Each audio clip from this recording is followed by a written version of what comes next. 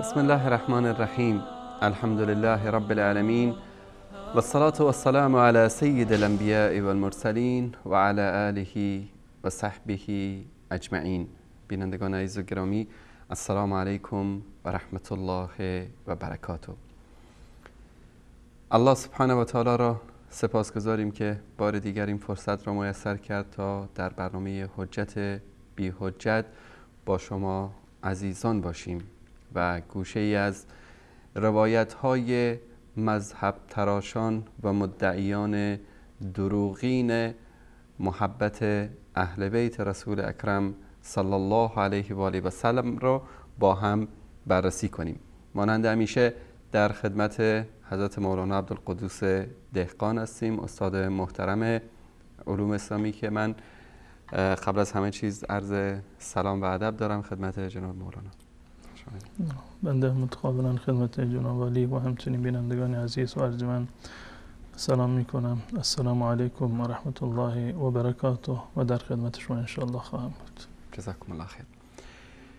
بینندگان عزیز و گرامی، ما همیشه از پروردگار متعال می خواهیم که همان گونه که محمد مصطفی صلی الله علیه و آله و سلم را محبوب قلب‌های ما قرار داده، یاران و اصحاب و اهل بیت بزرگوارشان را نیز محبوب قلب‌های ما بگردانه و در سینه هیچ مسلمانی نسبت به اهل بیت رسول اکرم صلی الله علیه و آله و سلم و اصحاب فداکارشان کینه و بغض و عداوتی را قرار ندهد.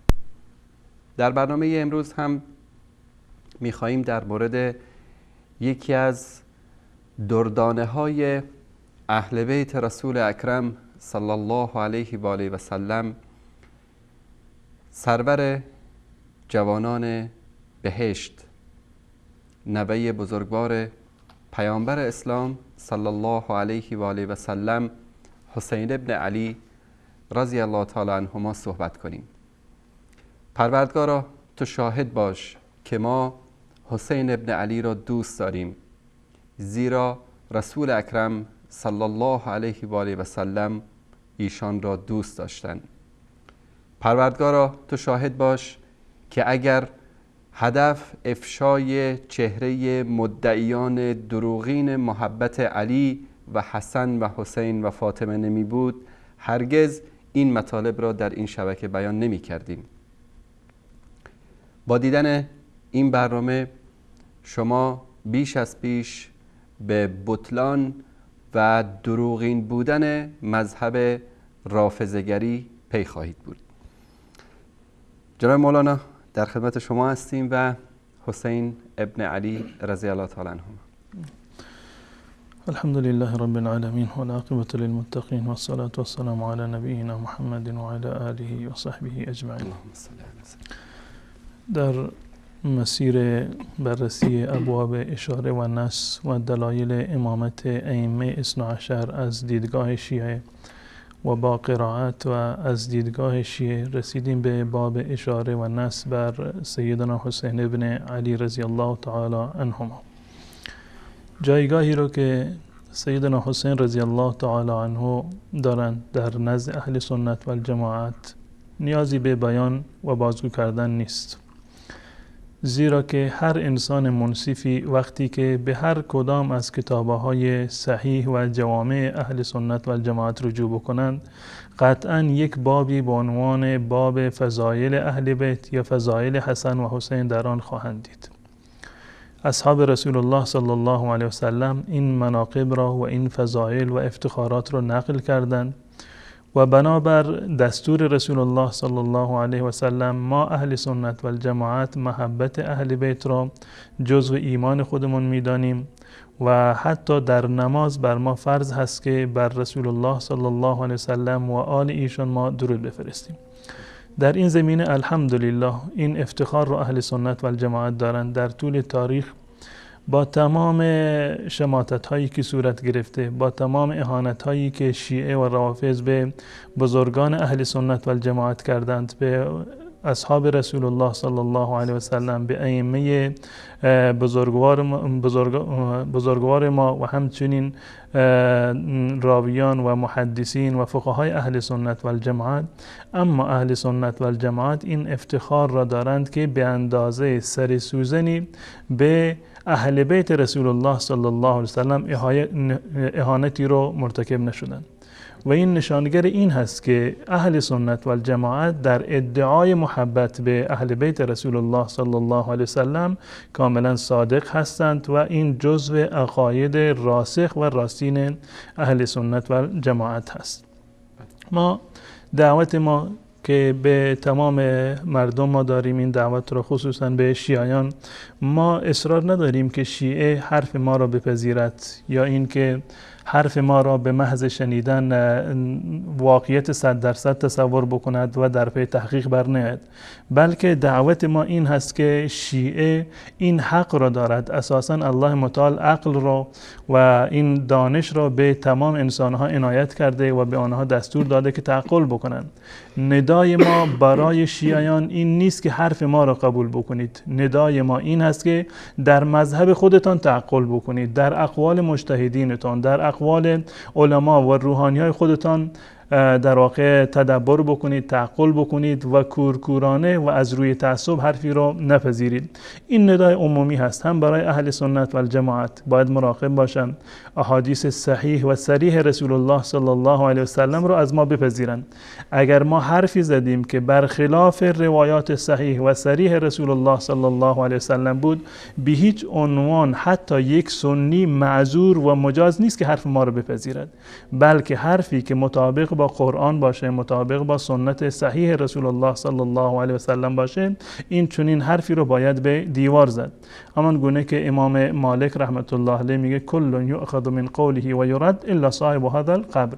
تمام انسانها قولشون قابل اخذ و قابل رد هست، میشود اونها رو رد کرد، مگر صاحب این قبر. اشاره میکند به رسول الله صلی الله علیه و سلم. معیار ما، اصل علمی که ما در پیش گرفتیم این است که روایاتی که صحیح و صریح هستند ما تابع اونها هستیم و آنها را قبول میکنیم. هر روایتی که ضعیف بود یا درجه پایینتری از ضعف را داشت و در واقع ساختگی بود، ما چنین روایتی رو در واقع قبول نداریم و بر اساس چنین روایاتی ما دین و اعتقاد و شریعت و فقه خودمان را مبتنی نخواهیم کرد.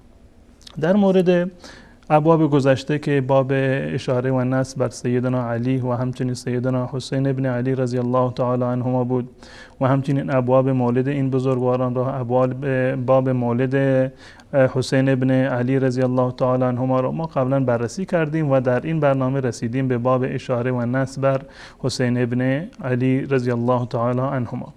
من قبل از این که وارد اصل مطلب بشم اما بخواهم که احادیث این باب رو از نظر سندی نقل قول بکنم از علامه مدرسی که چی گفته درباره‌اش، یا اینکه متن این روایات رو اندکی مشکافی بکنیم و تحلیل و بررسی بکنیم، یک مقدمی رو عرض خواهم کرد خدمت بینندگان عزیز و برگرفته هست از مطالبی که احیانا بعضیشون در جلسات گذشته مطرح شده. یکی از در مواردی که بحث امامت هست، من قبلا در مبحث امام حسن رضی الله تعالی عنه این مطلب رو بررسی کردم و به صورت گسترده از چندین کتاب از کتاب‌های شیعه اینو آدرس دادم و آن مطلب این است که سیدنا علی رضی الله تعالی عنه هیچ گونه ضمانتی بر زنده بودن حسن و حسین بعد از خودشون نداشتند و مطمئن هم نبودند، بدین معنی که اگر امامت سیدنا حسن و حسین رضی الله تعالی عنهما از جانب الله متعال اعلام شده بود و سیدنا علی رضی الله تعالی عنه به چنین امامتی اعتقاد داشت و باور داشت، هیچگاه از مردن و کشته شدن حسن و حسین قبل از خودش این خوف و هراس را در واقع به خود راه نمیداد. این در واقع تضاد آشکاری هست. چگونه علی میداند که بعد از ایشون 11 نفر دیگر امام میشوند من جمله حسن و حسین، بعد از آن در جاهای متعددی، در معرکه های متعددی و به مناسبت های متعددی میاد اعلام میکند و میگوید من میترسم که حسن و حسین از دنیا بروند و نسل رسول الله صلی الله علیه و سلم از دنیا منقرض بشود. پس بنابراین این یکی از دلایل قوی هست مبنی بر این که سیدنا علی رضی الله تعالی عنه به امامتی که امروز شیعه معتقد هستند، ایشون معتقد نبوده. امامت ائمه اثنا عشر از دیدگاه ائمه اهل بیت سیدنا علی رضی الله تعالی عنه هیچ اصل و جایگاهی رو ندارد، نه جز اصول دین هست و نه جز فروع دین و هیچ گونه اعتقادی رو در این زمینه نداشتند. به طور مثال سیدنا علی رضی الله تعالی عنه در نهج البلاغه در خطبه 207 ایشون در ایام صفین و در روزهایی که جنگ صفین اتفاق افتاد، حسن و حسین، حسن را مشاهده کرد که به طرف معرکه می رود. ایشون بعد از این که این صحنه را مشاهده کردند گفتند که املیکو انی هذا الغلام، این غلام را، این جوان را جلویش را بگیرید که حمله نکند به دشمن و وارد معرکه نشود. فاننی انفس بهذین، من در واقع این دوتا را دوست دارم، من نمیخوام که این دوتا را از دست بدم، متاسف میشم، دریغ هست و افسوس هست که این دو نفر از دست بروند. فاننی انفس بهذین یعنی الحسن و الحسین علیهما السلام، یعنی حسن و حسین علیهما السلام علی الموت، من نمیتونم بپذیرم که اینها بمیرن. به چه خاطر؟ لئلا ینقطع بهما نسل رسول الله صلی الله علیه و سلم. دوستان اگر متن رو از اصل کتاب نهج البلاغه هم نمایش بدن، این متنی هست که از نهج البلاغه من خدمت شما قرائت کردم و شماره 207 هست فی بعض ایام صفین، که در هفته گذشته من اینو خدمت بینندگان عزیز نشان داده بودم و موارد دیگر از این مطلب رو خطبه 207 است. بله، در اینجا صراحتا میگه که لئلا ینقطع بهما نسل رسول الله صلی الله علیه و آله، من نمیخوام که این دو نفر کشته بشوند بدین سبب و بدین خاطر که میترسم از این که نسل رسول الله صلی الله علیه وسلم منقطع و منقرض نشود. این مطلب هست و در خود کتاب نهج البلاغه و در کتاب‌های دیگر مانند بحار الانوار، در کتاب کافی بحث وصیت سیدنا علی رضی الله تعالی عنه و موارد بسیار دیگری، سیدنا علی رضی الله تعالی عنه این خوف و هراس خودش را از کشته شدن حسن یا حسین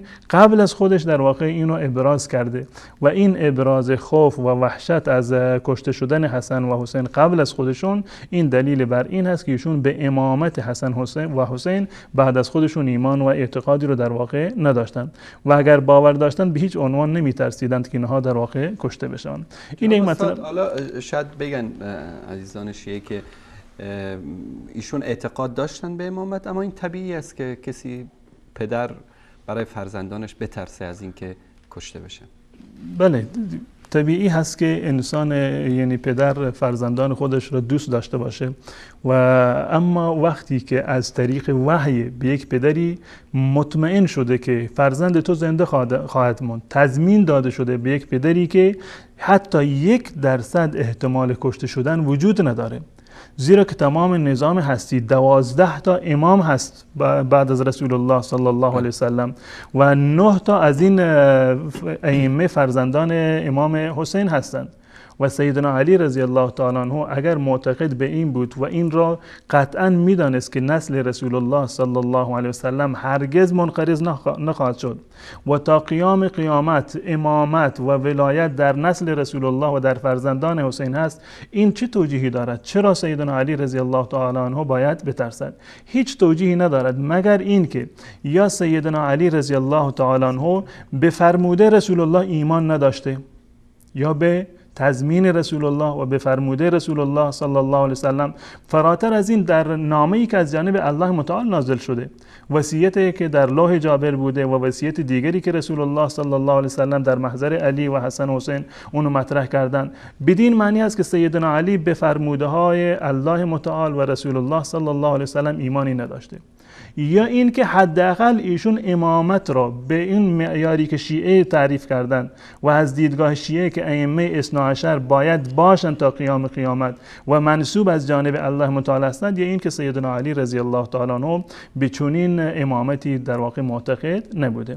ما قطعا میدونیم که اعتقادی رو که سیدنا علی رضی الله تعالی عنه به فرموده های الله متعال داشتند، به فرموده های رسول الله صلی الله علیه وسلم داشتند، ما به اندازه سر سوزنی در این مورد شک و تردیدی رو نداریم. نمونهش هم داریم در شب هجرت که سیدنا علی در بستر پیامبر صلی الله علیه وسلم خوابیدن، نه به امر پیامبر اعتراض کردن و نه پیامبر از اینکه ایشون کشته بشه ترسیدن، چون امر خداوند بود و یقین میدونستن که مشرکین نمیتونن آزاری بهشون برسه. بله قطعا این از دیدگاه اهل سنت و الجماعت است. اگر از دیدگاه اهل سنت و الجماعت ما به خوابیدن سیدنا علی در بستر رسول الله صلی الله علیه و سلم نگاه بکنیم، این قطعا یک فضیلت هست. این نشانه جانفشانی و جانفدایی سیدنا علی رضی الله تعالی عنه است. اما از دیدگاه شیعه هیچ گونه فضیلتی برای سیدنا علی رضی الله تعالی عنه وجود نداره، زیرا که شیعه معتقد هست علی غیب میدونست و قطعا میدونست که من در اینجا نمیمیرم، قطعا میدونست که من امام میشم بعد از رسول الله صلی الله علیه و سلم. پس بنابراین اگر از دیدگاه شیعه حتی ما فضایل سیدنا علی را، افتخاراتشان را بررسی بکنیم، میبینیم که این افتخارات تبدیل به در واقع باد هوا میشوند و هیچ گونه فضیلتی رو برای سیدنا علی رضی الله تعالی عنه در این مورد ما نمیتوانیم ثابت بکنیم. اما از دیدگاه اهل سنت و الجماعت وقتی که ما نگاه میکنیم، قطعا این فضیلتی هست برای سیدنا علی رضی الله تعالی عنه. در موارد بسیار زیاد و متعددی سیدنا علی رضی الله تعالی عنه ایمان خودش را و اعتقاد خودش را و اون ایمانی را که در قلبش رسوخ کرده بود، هم قولا و هم عملا و در جنگ‌های متعددی سیدنا علی رضی الله تعالی عنه این ایمان خودش را به نمایش گذاشته بود. پس بنابراین تنها گزینه‌ای که در اینجا قابل تأمل هست و قابل اجرا هست که ما میتوانیم آن را عامل قرار بدهیم و سبب این فرموده های سیدنا علی رضی الله تعالی عنه و خوف ایشان از قتل حسن و حسین اونو معرفی بکنیم، این است که سیدنا علی رضی الله تعالی عنه ایمان به امامتی به این تعریفی که شیعه میکنند ایمان به چنین امامتی رو در واقع نداشتند، وگرنه هرگز ابراز نگرانی نمیکردند از وفات یا شهادت و قتل سیدنا حسن و حسین رضی الله تعالی عنهما. این یک مطلب هست. این در واقع اگر جریان خلافت را، جریان امامتی را که شیعه به آن معتقد هست، اینو ما بیاییم همسو و در کنار سیره عملی اهل بیت رسول الله صلی الله علیه وسلم اینو همگام بررسی بکنیم، دلایل بسیار زیادی هست. 1001 دلیل وجود داره بر این که امامتی که شیعه به آن معتقد هست این اصلا وجود اصلی رو نداشته، به هیچ عنوان نه از قرآن ثابت هست و نه از احادیث رسول الله صلی الله علیه وسلم و نه از گفتار اهل بیت رسول الله صلی الله علیه وسلم. به طور مثال یکی از دلایلی که در این زمینه میشد به آن اشاره کرد، گرچه دلایل بسیار زیاد است، من عادتا در این برنامه از حواشی سیره ائمه مطالبی رو خدمت بینندگان عرض میکنم، زیرا که این حواشی به نظر من بیشتر از یک روایت تأثیر داره. یک روایت را تا ما بیانیم بررسی سندی بکنیم، از آن به یک نتیجه برسیم، استنباط و استدلال بکنیم، این یک تأثیر رو دارد. اما یک حواشی سیرت را، اتفاقات سیره ائمه را وقتی ما بررسی میکنیم، پیام اینها کاملا صریح است.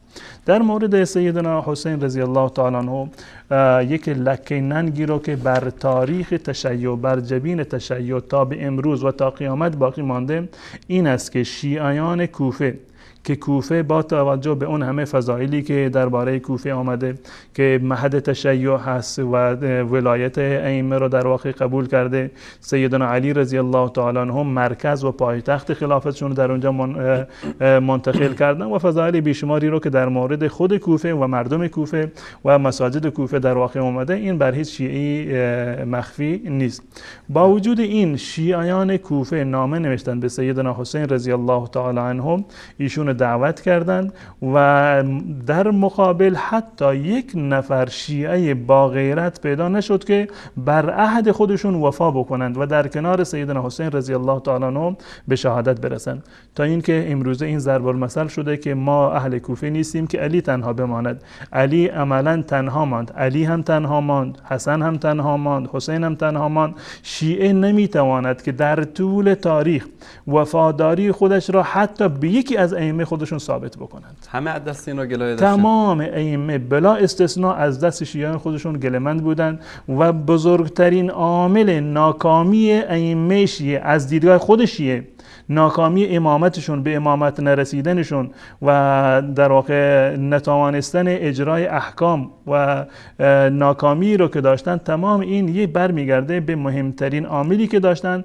این بوده که هیچ امامی شیعیانش به اون وفادار نبودند و هیچ امامی به شیعیان خودش در واقع اعتماد هم نداشته. درست. اما من نمیخوام به این مطلب بپردازم.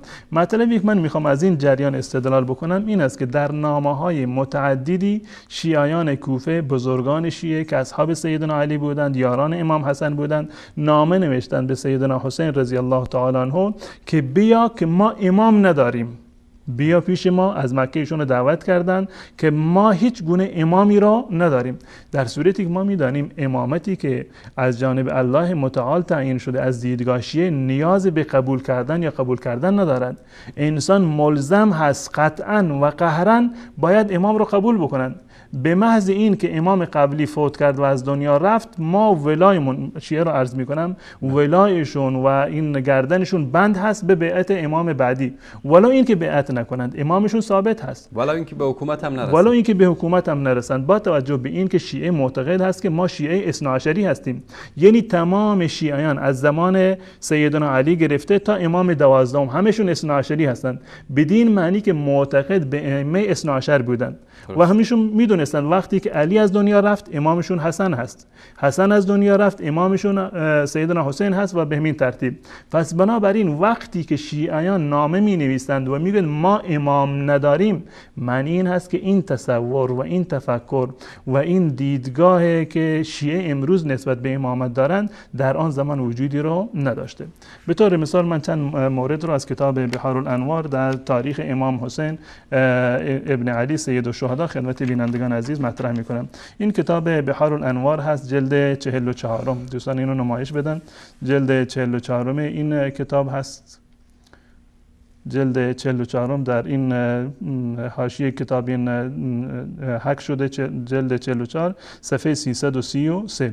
در اینجا نامه ای رو نقل می کند حبیب ابن مظاهر شداد البجلی و حبیب ابن المظاهر و شیعه المؤمنین و المسلمین من اهل الکوفه، یعنی شیعیان مؤمن و مسلمان امام نامه نوشتن به امام حسین رضی الله تعالی عنه. سلام علیک فانا نحمد الیک الله الذی لا اله الا هو اما بعد الی آخر تا اینجا میاره که اون دشمنی رو شما داشتید الذی قسم عدوک الجبار العنید. نهایتا به این نقطه میرسه که انه لیس علینا امام، ما هیچ گونه امامی را نداریم. یعنی این که معتقد بودند که قبل از رسیدن امام حسین به کربلا ایشون ولایی رو برای امام نداشتند، بیعتی رو برای امام نداشتند و اینطور گونه نبوده که بگن که شما امام ما هستید. در هیچ یکی از این نامه ها این نیومده که شما امام ما هستی، امام مفترض الطاعه ما هستی، امامی که هستی که از جانب الله و رسول تعیین شدی، بلکه نوشتند که انه لیس علینا امام فاقبل، ما امامی رو نداریم شما تشریف بیاورید، لعل الله ان یجمعنا بک علی الحق، شاید چه بسا الله متعال ما رو بر شما در واقع جمع بکنه. و در نامه دیگر که مفید اینو آورده و قال مفید میگه ثم لبثوا یومین آخرین، بعد از این نامه‌های قبلی رو فرستادن 2 روز دیگه صبر کردند و بعد از آن هانی ابن هانی سبیعی و سید ابن عبدالله حنفی رو فرستادند و کتبوا الیهم به سیدنا حسین رضی الله تعالی عنه این نوشتن بسم الله الرحمن الرحیم الی الحسین ابن علی من شیعته من المؤمنین والمسلمین، شیعیان حسین ابن علی که مؤمن و مسلمان هستند این نامه رو نوشتن. فحی هلا، تشریف بیاور، عجله بکن، فان الناس ینتظرونک لا رأی لهم غیرک، این هیچ نظری رو غیر از شما ندارند، یعنی شما بیا که با شما بیعت بکنند و شما رو به امامت برگزینند. فالعجل العجل ثم العجل العجل. جالب هست که این همه در واقع ایشون رو دعوت میکنند تا اینکه تشریف بیاره. در نهایتا وقتی که سیدنا حسین رضی الله تعالی نامه می‌نویسد این همین مطلب رو در اونجا هم ذکر می‌کند. در این نامه سیدنا حسین رضی الله تعالی عنه همون مطلبی رو که شیعیان کوفه گفتن ما امام نداریم همون دوباره نقل می‌کند. بسم الله الرحمن الرحیم من الحسین ابن علی الی الملأ من المؤمنین والمسلمین، این سلام از جانب حسین ابن علی به یک گروهی از مؤمنان و مسلمانان، اما بعد این هانه و سعید اومدن این نامه ها شما رو به من رسوندن و ذکرتم، اون چیزی رو که شما ذکر کردید همه رو به من گفتند، قبل از جمله قبلی هست. و مقالت جلکم انه لیس علینا امام، و گفتار بیشتر شما این است که ما امامی رو نداریم. و گفتار بیشترین شما این است که ما امامی رو نداریم. و بعد از این که این اتفاق افتاد، سیدنا حسین رضی الله تعالی عنه مسلم را فرستاد. بنابر تعبیری که در اینجا اومده 12,000 نفر اومدند و بیعت کردند با مسلم ابن عقیل و جریان هایی که در اینجا بعد از اون در واقع اتفاق افتاد که متاسفانه حتی یک شیعه با غیرت پیدا نشد که بر عهد و ولایی رو که بستند، بر پیمانی رو که بستند و دعوت کردن سیدنا حسین رضی الله تعالی عنه، حتی یک نفر پیدا نشد که از اون کسانی که نامه نوشته بودند بیان در کنار سیدنا حسین رضی الله تعالی عنه بمانند. پس بنابراین هم شیعیان نامه نوشتند که ما امامی رو نداریم و هم امام حسین در جواب اونها گفت که شما گفتید که بر ما هیچ گونه امامی نیست، ما امامی رو نداریم و به من در واقع از من خواسته بودید که نزد شما بیایم تا اینکه با من بیعت بکنید و صاحب امام بشوید. این مطلب هست و مطالب دیگری در اینجا که واقعا یعنی من وقتی که کتاب‌های شیعه رو مطالعه می‌کنم یعنی بسیار تعجب می‌کنم از این که شیعه امروز چرا این همه از کتاب‌های خودشون، از محتوای کتاب‌های روایی خودشون بیخبر هستند.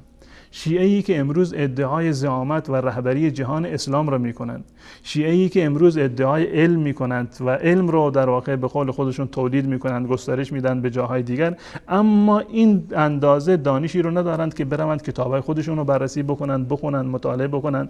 و این تضادهایی رو که در کتاب‌های شیعه من دیدم، انصافا من اینو عرض بکنم در هیچ دین و آیین دیگری و در هیچ مسلک و مذهبی من ندیدم. حتی در ادیان گذشته، یهودیت، مسیحیت، با این که کتاب‌هاشون تحریف شده هست، به اندازه‌ای که در مذهب شیعه و حتی در یکی از کتاب‌های اونها که نمونه اون قرار بدیم، به اندازه‌ای که در این وسط تضاد وجود داره، تناقض وجود داره، مطالبش با هم دیگر ناسازگار نیست، من در هیچ دین دیگر و آیین دیگر و مذهب دیگر به این اندازه این مطالب رو ندیدم.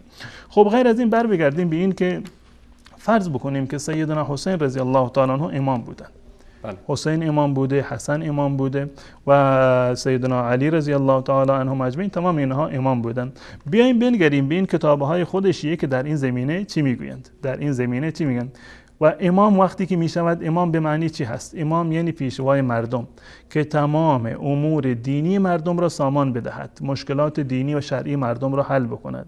اما عملا میبینیم که امام هیچ گونه وظیفه‌ای از وظایف امامت خودشون رو انجام ندادند. هیچ یکی از ائمه شیعه اون وظایفی رو که الله متعال بر ائمه گذاشتند، از فتح بلاد هست یا اقامه حدود هست یا اجرای احکام الهی هست، حتی بیان احکام، نه اجرای احکام الهی، حتی بیان احکامی هم که وجود داره، شیعه امروزه معتقد هست که تمام ائمه‌شون تقیه می‌کردند اون احکامی رو که 100% اقوال الله باشه، قول رسول الله باشه، از شریعت اسلامی باشه، متاسفانه امروزه شیعه سردرگم هست. اقوالی رو که بر اساس تقیه گفته شده و اقوالی رو که بدون تقیه بوده، هیچ گونه معیاری برای شناخت اونها وجود نداره. اما تعجب آورتر این است که سیدنا علی رضی الله تعالی عنه و همچنین حسن و حسین، اینها با الله متعال عهد و پیمان بستند که برای حفظ دین هیچ کاری رو نکنند. عجب. بله، حسن، حسین و پدرشون فاطمه زهرا، اینها عهد بستند با الله متعال که اگر دین منهدم بشود، از بین برود، کعبه حرمت بی حرمتی بشود و کعبه از بین برود، اما اینها عهد بستند که هیچ گونه حرکتی رو نکنند، هیچ گونه اقدام. در صحیح ترین کتابشون، نه در کتاب‌های خودشون، در صحیح ترین کتابشون این وجود داره. امامی که از جانب الله متعال به امامت میرسه، دستور داده میشه، مثل این است که امروز بیاند در یک کشوری رئیس جمهوری رو نصب بکنند، تعیین بکنند، فلانی شما رئیس جمهور هستید، اما به هیچ عنوان اجازه ندارید که دستوری رو صادر بکنید. به هیچ عنوان اجازه ندارید که با یک فرد خارجی، با رئیس جمهورها و کسانی در حد تو هستند ملاقاتی رو داشته باشید. به هیچ عنوان اجازه ندارید که در امور مملکت دخالت بکنید. بگذار مردم را که آزاد باشن، هر کسی هر کاری خواست، هر آشوبی که می‌خواستند به راه بیاندازن، شما هیچ گونه حق دخالتی رو ندارید. خب چونین رئیس جمهوری، چونین حاکمی اصلا چه منفعتی داره؟ نبودنش از نبودنش هیچ گونه تفاوتی رو نداره. عملا هم شما اگر امروزه شیعیان را، ائمه شیعه رو عرض میکنم، اگر اینها رو از صفحه تاریخ اسلامی حذف بکنید، دین مبین اسلام هیچ گونه خدشه‌ای رو در واقع نخواهد پذیرفت. یعنی با نبودن ائمه شیعه هیچ گونه نقصی در دین اسلام به وجود نمیاد. خب اینا میگن که امامت اصل دین هست. چطور؟ اصل دین این تعبیری هست که شیعه تعبیر میکنن. اصل دین هست به خاطر چی؟ فقط به خاطر همین که از نظر نظری و از تئوری ما معتقد باشیم که بله امامت اصل دین هست. خب نتیجه این امامت در زندگی ما چی هست؟ امام اومده برای ما چیکار کرده؟ بلکه در روایات متعددشون امام از جانب الله متعال مأمور هست اگر امامت رو غصب کردن حق نداری حرف بزنی، تو امام هستی از جانب ما، تعیین شده هستی. اما اگر ابوبکر اومد، عمر اومد، عثمان اومد خلافت رو غصب کردن، حقی رو نداری که الف تا با سخنی بگید. به هیچ عنوان مخالفت نکنید. دستور دادن از جانب الله متعال که شیعه معتقد از هر کاری رو که ائمه انجام بدن با دستور الله متعال است. از جانب الله متعال ائمه مأمور شدن به امامت و از جانب دیگر مأمور شدن به سکوت، مأمور شدن بروند بیعت بکنن، سازگاری بکنن، وزارت اونها رو قبول بکنن و بقیه موارد. پس بنابراین این امامت به چه معنی هست؟ مطلبی رو که عرض کردم که این ائمه علی، حسن و حسین و فاطمه عهد بستند که هیچ کاری رو برای دین انجام ندهند، در کتاب اصول کافی هست. در کتاب اصول کافی یک بابی رو دارد، دوستان اگر اینو نمایش بدن، در صفحه 279 هست این باب ان الائمه علیهم السلام لم یفعلوا شیئا ولا یفعلون الا بعهد من الله. ائمه هر کاری رو که انجام بدهند به دستور الله متعال انجام میدهند عز وجل و امر منه لا یتجاوزونه. هیچ امری رو از دستورات الله متعال اینو فروگذار نمیکنند. هر کاری رو که انجام بدن از جانب الله متعال هست. خب در اینجا در این باب روایت چهارم هست. روایت چهارم این باب دوستان نمایش بدن. روایت چهارم در همین بابی که عرض کردم. این روایت آغازش در صفحه 281 هست، جلد 1 صفحه 281 جلد 1 هست. کتاب الحجه صفحه 281 این روایت اول هست. حسین ابن محمد اشعری با سندی که در اینجا آورده از ابی عبدالله نهایتا اینو نقل کرده. این برمیگرده به وصیتی که از جانب الله متعال در واقع نازل شده. فقال جبرئیل یا محمد، جبرئیل به رسول الله صلی الله علیه و سلم فرمودند یا محمد ربک یقرئک السلام، از جانب الله متعال که سلام آورد برای رسول الله صلی الله علیه و سلم و یقول هذا کتاب ما كنت عهدت الیک، این کتابی هست، اون نامه‌ای هست که من با تو عهد و پیمان بسته بودم و به تو وعده داده بودم. و شرطت علیک و شهدت به علیک و اشهدت به علیک ملائکتی و کفى بی محمد شهیدا. نهایتا این توضیح میده که این نامه خیلی مهم هست، این بخشنامه خیلی مهم است، از جانب الله هست. من تو را، فرشتگان را، ملائکه خودم را بر این کتاب من شاهد گرفتن. نهایتا میاد در آخر این روایت که به ابی انت و امی اشهدهم فاشهدهم رسول الله صلی الله علیه و سلم، رسول الله هم اینها را شاهد گرفت. و کان فیما اشترط علیه النبی بامر جبرئیل فیما امر الله عز وجل ان قال له. یکی از مواردی که حضرت رسول الله صلی الله علیه و سلم به دستور جبرئیل که از جانب الله متعال دستور آورده بود و از سیدنا علی عهد و پیمان گرفتن این بود که یا علی تفی بما فيها من موالات من والى الله ورسوله والبراءة والعداوة لمن عاد الله ورسوله. ای علی آیا تو وفا میکنی به اون چیزی که در این نامه نوشته که با دوستان الله و رسول دوستی بکنی، با دشمنانش دشمنی بکنی، اعلام براءت بکنی. والبراءة منهم على الصبر منك، به چه گونه براءت بکنی و این وفا بکنی؟ على الصبر منك، صبر بکنی. و على کظم الغیظ، خشمت را فرو ببری. و على ذهاب حقی، رفتن حق، از دست رفتن و پایمال شدن حق. و قصب خمسک، خمس تو رو از بین میبرند، قصبش میکنند. و انتهاک حرمتک، حتی حرمت خواهی شد. فقال نعم یا رسول الله، بله من اینو وفا میکنم به این عهد. فقال امیر المؤمنین والذی فلق الحبة و برأ النسمة لقد سمعت جبرئیل علیه السلام یقول للنبی یا محمد عرفه. من شنیدم، علی میگوید که من شنیدم که جبرئیل به رسول الله صلی الله علیه و سلم میفرمود که ای محمد، ای پیامبر، به علی بگو یا محمد عرفه، بهش بگو، اطلاع بده به علی که انه ینتهک الحرمه، حرمت از بین خواهد رفت، حرمتی باقی نخواهد ماند. و هی حرمت الله و حرمت رسولی، حرمت الله و رسول پایمال خواهد شد. و و علی ان تخذب لحیته من رأسه بدم عبید، و این قبول بکنه و بر این عهد و پیمان بکنه که ریش مبارکش با خونش آغشته خواهد شد. قال امیر المؤمنین فصعقت حین فهمت الکلمه، وقتی که من این حرف رو شنیدم بیهوش شدم. من الامین الجبریل، وقتی که این خبر رو من از جبریل امین شنیدم. حتی سقطت علی وجهی، من بر روی چهره خودم افتادم. و قلت، من اینو گفتم، مطلبی من میخوام بهش اشاره بکنم در اینجا هست. نعم قبلت، من قبول کردم. در اونجا گفته حرمت حتم میشه. حرمت کی هست؟ حرمت الله، حرمت رسول الله صلی الله علیه وسلم. قلت نعم قبلت و رضیت و این انتهکت الحرمه، گرچه این بی حرمتی بشود و حرمت الله و رسول پایمال بشود. و عطلت السنن، ولو این که سنت ها پایمال بشود، تعطیل بشود. و مزق الکتاب، ولو این که قرآن پاره پاره بشود. و هدمت الکعبه، ولو این که خانه کعبه پایمال بشود. خب اگر حرمت الله و رسول باید وقتی که پایمال بشود، سنت های رسول الله صلی الله علیه وسلم از بین برود، کتاب قرآن مسلمانان تکه پاره بشود، خانه کعبه و قبله مسلمانان پایمال بشود و از جانب الله متعال و حتی خود علی رضی الله تعالی عنه به شهادت برسند، باز هم علی میگه که صابرا محتسبا ابدا حتی اقدم علیک، من این وعده میکنم که صابر باشم، محتسب باشم تا قیامت، تا زمانی که من میام نزد تو به تو میرسم. ثم دعا رسول الله صلی الله علیه و سلم الحسن فاطمه و الحسن و الحسین، بعد از این رسول الله صلی الله علیه و سلم فاطمه را، حسن را و حسین را صدا زد. و اعلمهم مثل ما اعلم امیر المؤمنین، همون مطالبی رو که به امیر المؤمنین گفت به فاطمه، به حسن و حسین هم گفت. فقالوا مثل قوله، همین حرف سیدنا علی رو تکرار کردن.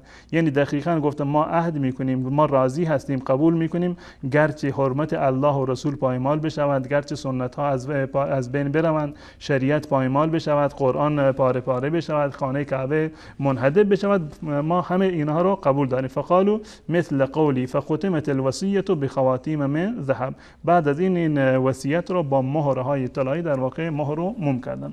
خب در اینجا و در ادامه میاد که من جمله چیزی که در اون نامه بود این بوده که خلافت هم در واقع غصب می شود. خب اگر این سیدنا علی، حسن و حسین و فاطمه زهرا رضی الله تعالی عنهم اجمعین اینها با الله متعال عهد بستند که در مقابل بی حرمتی به الله و رسول الله صلی الله علیه وسلم، در مقابل پایمال شدن سنت ها و از بین رفتن شریعت رسول الله، در مقابل پاره شدن قرآن و در مقابل خراب شدن و منهدم کردن خانه کعبه سکوت بکنند، امامت این ائمه به چه دردی میخورد؟ امامی که قرآن رو بیان نکند، امامی که حافظ قرآن نباشد، امامی که حریم الله و رسول الله صلی الله علیه وسلم رو پاسداری نکند، امامی که احکام اسلام رو اجرا نکند و سنن الهی رو در زمین اجرا نکند، این امامتش به چه دردی میخورد؟ پس بنابراین این امامت اساساً وجودی نداشته، بنابر دلایلی که من قبلا عرض کردم، چون این امامتی وجودی نداشته اساساً، و اگر وجودی داشته عکس این را اومدند و این ائمه در واقع بیعت کردند با الله متعال و این قول و قرار را با الله متعال در واقع انجام دادند که به هیچ عنوان در مقابل بی حرمتی به دین و به شعائر اسلامی هیچ گونه حرکتی رو نشان ندهند. جناب مولانا، ما وقتی که از شیعیان بخوایم که دلیل بیارن برای ما برای اثبات امامت از قرآن کریم، اولین آیه‌ای که بهش اشاره میکنن آیه ابلاغ هست، یا ایها الرسول بلغ ما انزل الیک من ربک. و حتی خمینی میاد مثلا در کتابش میگه که در اینجا الله سبحانه و تعالی عصبانی میشه، ناراحت میشه، چون پیامبر داشت یعنی به اصطلاح تأخیر میکرد، پیامبر میترسید از ابلاغ امامت. اینجا الله سبحانه و تعالی یعنی با زجر، با اخطار داره میده به پیامبر که بلغ ما انزل الیک من ربک و این لم تفعل فما بلغت رسالته والله یعصمک من الناس. یعنی الله سبحانه و تعالی سوال اینجاست که با این صراحت با پیامبرش سخن میگه ابلاغ کن و نترس، خداوند تو رو حفظ میکنه. چون این قاعده در مورد همه پیامبران است، وقتی الله سبحانه و تعالی پیامبری رو برای رسالتی میفرسته، حفظ اون پیامبر و ابلاغ رسالت پیامبر رو به عهده میگیره. به مانند اسماعیل و ابراهیم علیهم السلام که در مکه فقط این دو نفر بودن و مادر اسماعیل. الله سبحانه و تعالی به ابراهیم میگه که مردم رو دعوت بکن برای حج. میگه بارالله من کی رو دعوت بکنم، اینجا که در این بیابان کسی نیست. میگه تو دعوت بکن رساندنش به ما. امروز ببینیم که در هر گوشه دنیا هر مسلمان اشتیاق رسیدن به کعبه رو داره. این همه تاکید میشه، آخر شما میفرمایید که اینا اومدن عهد کردن که دیگه هیچ کار نکنن بشینن. پس چه فایده ای داره این امامت؟ عرض کردم که چنین امامتی وجود نداره. سیدنا علی رضی الله تعالی عنه، اگر این روایت رو ما قبول بکنیم، در هر دو صورت سیدنا علی رضی الله تعالی عنه زیر سوال میره. در هر دو صورت سیدنا علی رضی الله تعالی عنه از دیدگاه شیعه زیر سوال میره. اگر واقعا این نامه از جانب الله متعال اومده، اگر واقعا این نامه از جانب الله متعال اومده، کجا هست این نامه؟ که خب هر صورت شاید پیش فلان اون نایب برحقشون باشه که وجود داره به اعتقاد شیعه. اگر واقعا سیدنا علی رضی الله تعالی عنه به امامت رسیده، اما الله متعال از یک طرف بهشون فرموده که شما امام هستید، بشارت ده ها و صدها جا بشارت داده شون با شما بعد از رسول الله امام هستید، و در نامه های متعددی الله متعال نامه می نویسد به حسن و حسین، به سیدنا علی رضی الله تعالی مواظب باشید که هیچ کاری رو انجام ندید، هیچ اقدامی در راستای حمایت دین شما انجام ندهید. این در واقع اینو تمسخر هست. اینو معنیش رو چی میگذارید؟ که یک کسی میاد یک فردی رو وکیل میکنه، شما از جانب من وکیل هستی، برو برای یک انجام یک کاری، اما هیچ گونه اختیاری رو نداره، حتی اختیار صحبت کردن رو هم نداره، مجبور هست که سکوت بکند. این مطالب رو انشاءالله در ادامه برنامه ها من خواهم گفت که بسیاری از ائمه شیعه مأمور بودند از جانب الله متعال که سکوت بکنند، مطلقاً هیچ چیزی رو بیان نکنند. امامتی که امام شده به این معنی که اصلا هیچ حرفی رو نزنن. خب اگر واقعا این گونه بوده که الله متعال اون گونه که از خود این عنوان باب که در اصول کافی من خوندم که ائمه هر کاری رو انجام بدن بدون از اجازه الله متعال انجام نمیدن، خب در این نامه ای که از جانب الله متعال اومده مهرموم شده، اجازه هیچ گونه اقدامی به سیدنا علی رضی الله تعالی عنه نداده شده. به چه دلیل سیدتنا فاطمه زهرا رضی الله تعالی عنها رفتند ادعای فدک کردند؟ مگر وعده نکردند که اگر حرمت الله و رسول از بین برود من هیچ حرفی رو نمیزنم؟ به چه دلیل سیدنا علی رضی الله تعالی عنه با معاویه و با در جنگ جمل و با خوارج با اینها رفتن جهاد کردند؟ مگر غیر از این است که در این نامه اومده که هیچ کاری رو نباید انجام بدید؟ خب اگر واقعا کاری رو انجام دادند، کارهای ایشون بر اساس دستور الله متعال بوده، خب همین علی رو ما میبینیم که در زمان خلافت ابوبکر و عمر و عثمان هیچ گونه حرکتی رو انجام ندادند، کاملا قبول کردند. پس بنابراین به عنوان مشاوری بودن، بر اساس دستور الله متعال این در واقع عمل کردند.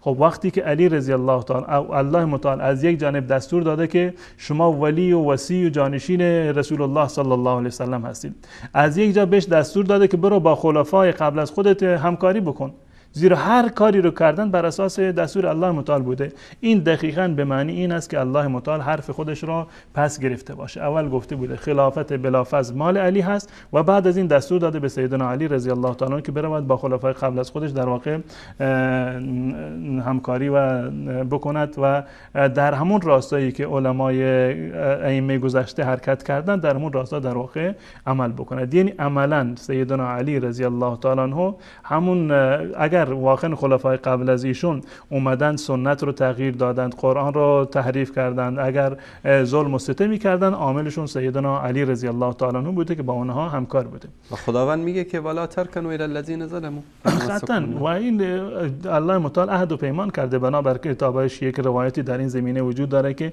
هر کسی با امام جائری همکاری بکند من اون رو در آتش جهنم میاندازم. در این زمینه روایات خیلی متعددی وجود داره.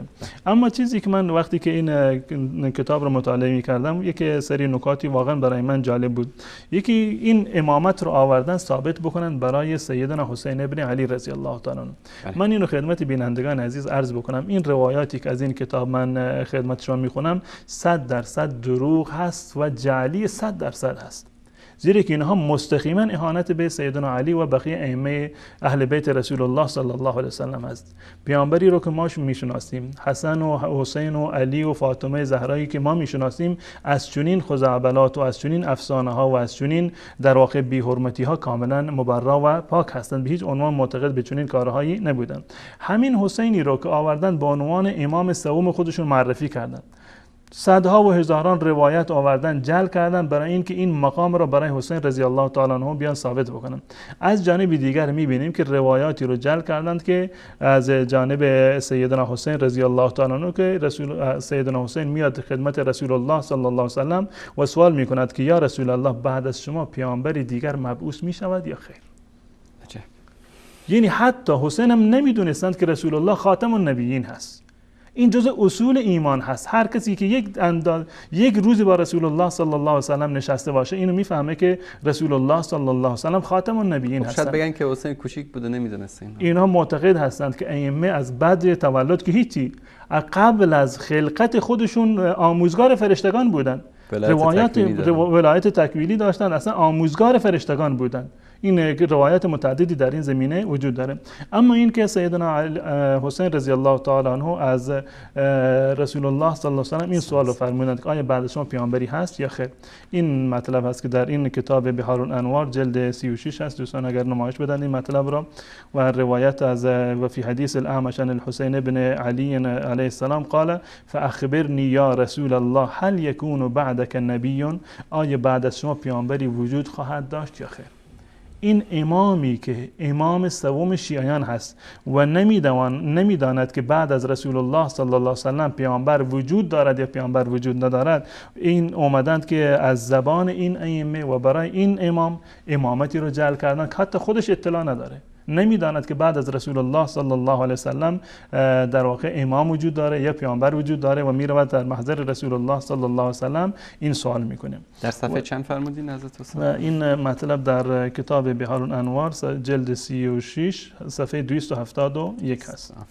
271 و بعد از این در جلد 36 صفحه 345 روایت دیگر هست که روایت 212 هست. دوستان اینو نمایش بدن این مطلب را.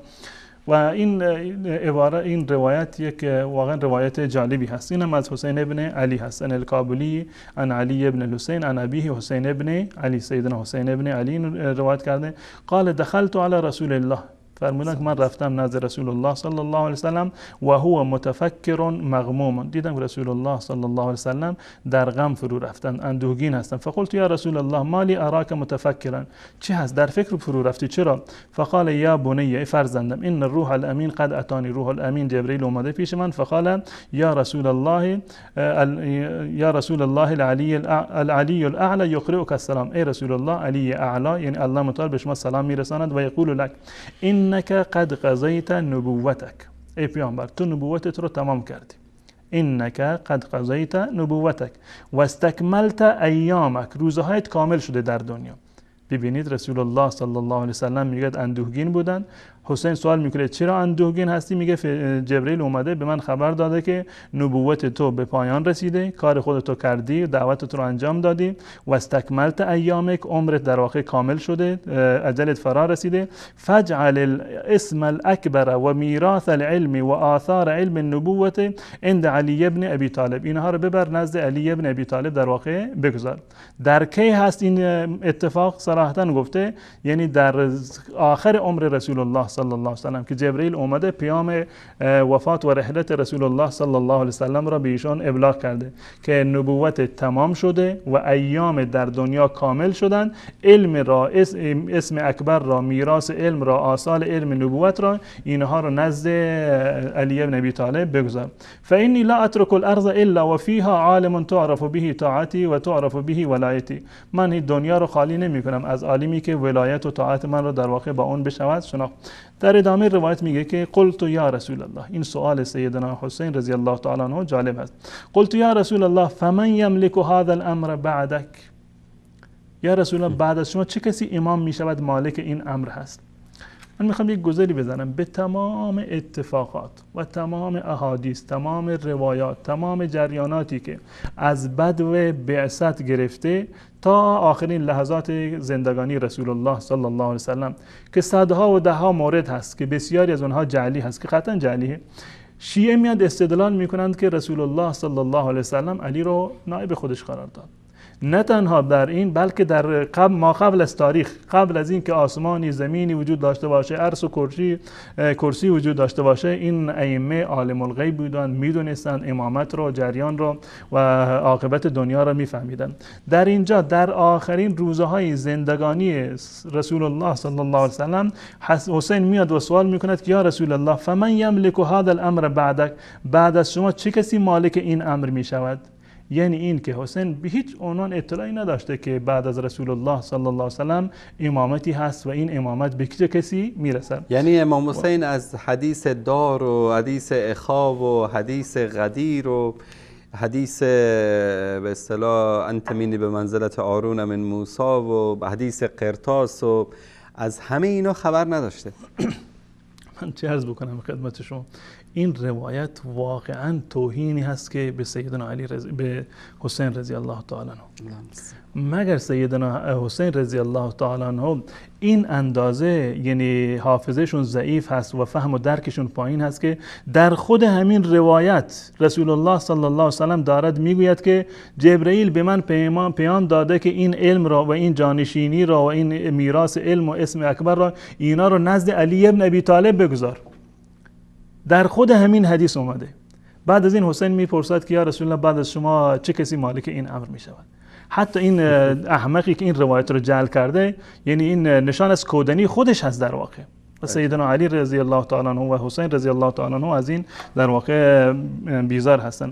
یا رسول الله برنامه‌ام اشاره میکنم میگه حتی حدیث ثقلین هم نمیدونسته. هیچی، نه ثقلین میدونسته، نه پدرشو میشناخته، نه رسول الله رو میشناخته.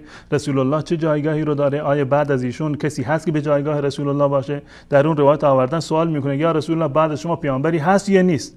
در اینجا سوال میکنه بعد از شما، با اینکه رسول الله یک لحظه قبلش بهش گفته که من دستور یافتم از جانب الله متعال که این میراث را، اسم اکبر را، میراث علم را، آثار علم نبوت را نزد علی بگذارم. باز هم حسین سوال میکنه که رسول الله بعد از شما امام که چه کسی هست و این چه کسی صاحب این امر هست؟ قال ابوک علی بن ابی طالب. این حرفا در اصول کافی است واقعا؟ نه، این کتاب در این مطلب در کتاب بحار الانوار هست، این مطلبی که در اینجا آمده و روایت 212 هست و علامت زده نون و صادین کتاب را مطلب را بیان کرده و در ادامه آمده که یملک 12 اماما ثم یقوم قائمنا یملأ الدنیا قسطا. بعد از این میگه که 12 امام میاد بعد از 9 نفر از صلب تو هستن و 12 تا امام در واقع خواهد اومد و این مطلب رو بیان میکنه. این مطلب در کی هست؟ در آخرین روزهای زندگانی رسول الله صلی الله علیه و سلم در واقع اینجا میارد و اینو مطلب رو بیان میکنه. اون مطلبی رو که بارها قبلا هم خالی از لطف نیست این هم مطلب رو این قرائت بکنم که ائمه شیعه 13 نفر بودن و 12 نفر نبودن. در اینجا روایتی هست از هشام بن زید از انس قال سألت النبی صلی الله علیه و سلم من حواریک یا رسول الله، حواریان تو چه کسانی هستند یا رسول الله؟ فقال الائمه بعدی 12، بعد از من 12 امام هست من صلب علی و فاطمه، 12 امام از صلب علی و فاطمه زهرا رضی الله تعالی عنها و هم حواری و انصار دین، اینا حواری من و انصار دین من خواهد بود. نمیدونم که سیدنا علی رضی الله تعالی عنه چگونه از صلب و از رحم فاطمه زهرا رضی الله تعالی عنها متولد شده. 12 امام، همه این 12 امام فرزندان علی و فرزندان فاطمه زهرا هستند که در این زمینه روایات متعددی رو ما خدمت بینندگان عزیز از کتاب‌های متعدد شیعه در جلسات گذشته بیان کردیم. برای این یک امامی که توی این وسط توی معما گم است تا هنوز، یعنی 6 ماه بیشتر شده از اولین برنامه‌ای که در این مورد صحبت کردیم تا هنوز اینو نتونستن پیدا بکنن. بله، متاسفانه ما این انتظار رو داشتیم که حداقل علمای شیعه، مراجع شیعه برای این که اثبات بکنند، به تعبیر خودشون وهابی ها در واقع قطع و برید میکنند روایات را، دشمنی دارند با اهل بیت، مطالبشون با عقل و منطق و با واقعیت های موجود مذهب شیعه سازگاری نداره و بسیار از این در واقع حرفه های بی‌موردی که بیان میکنند.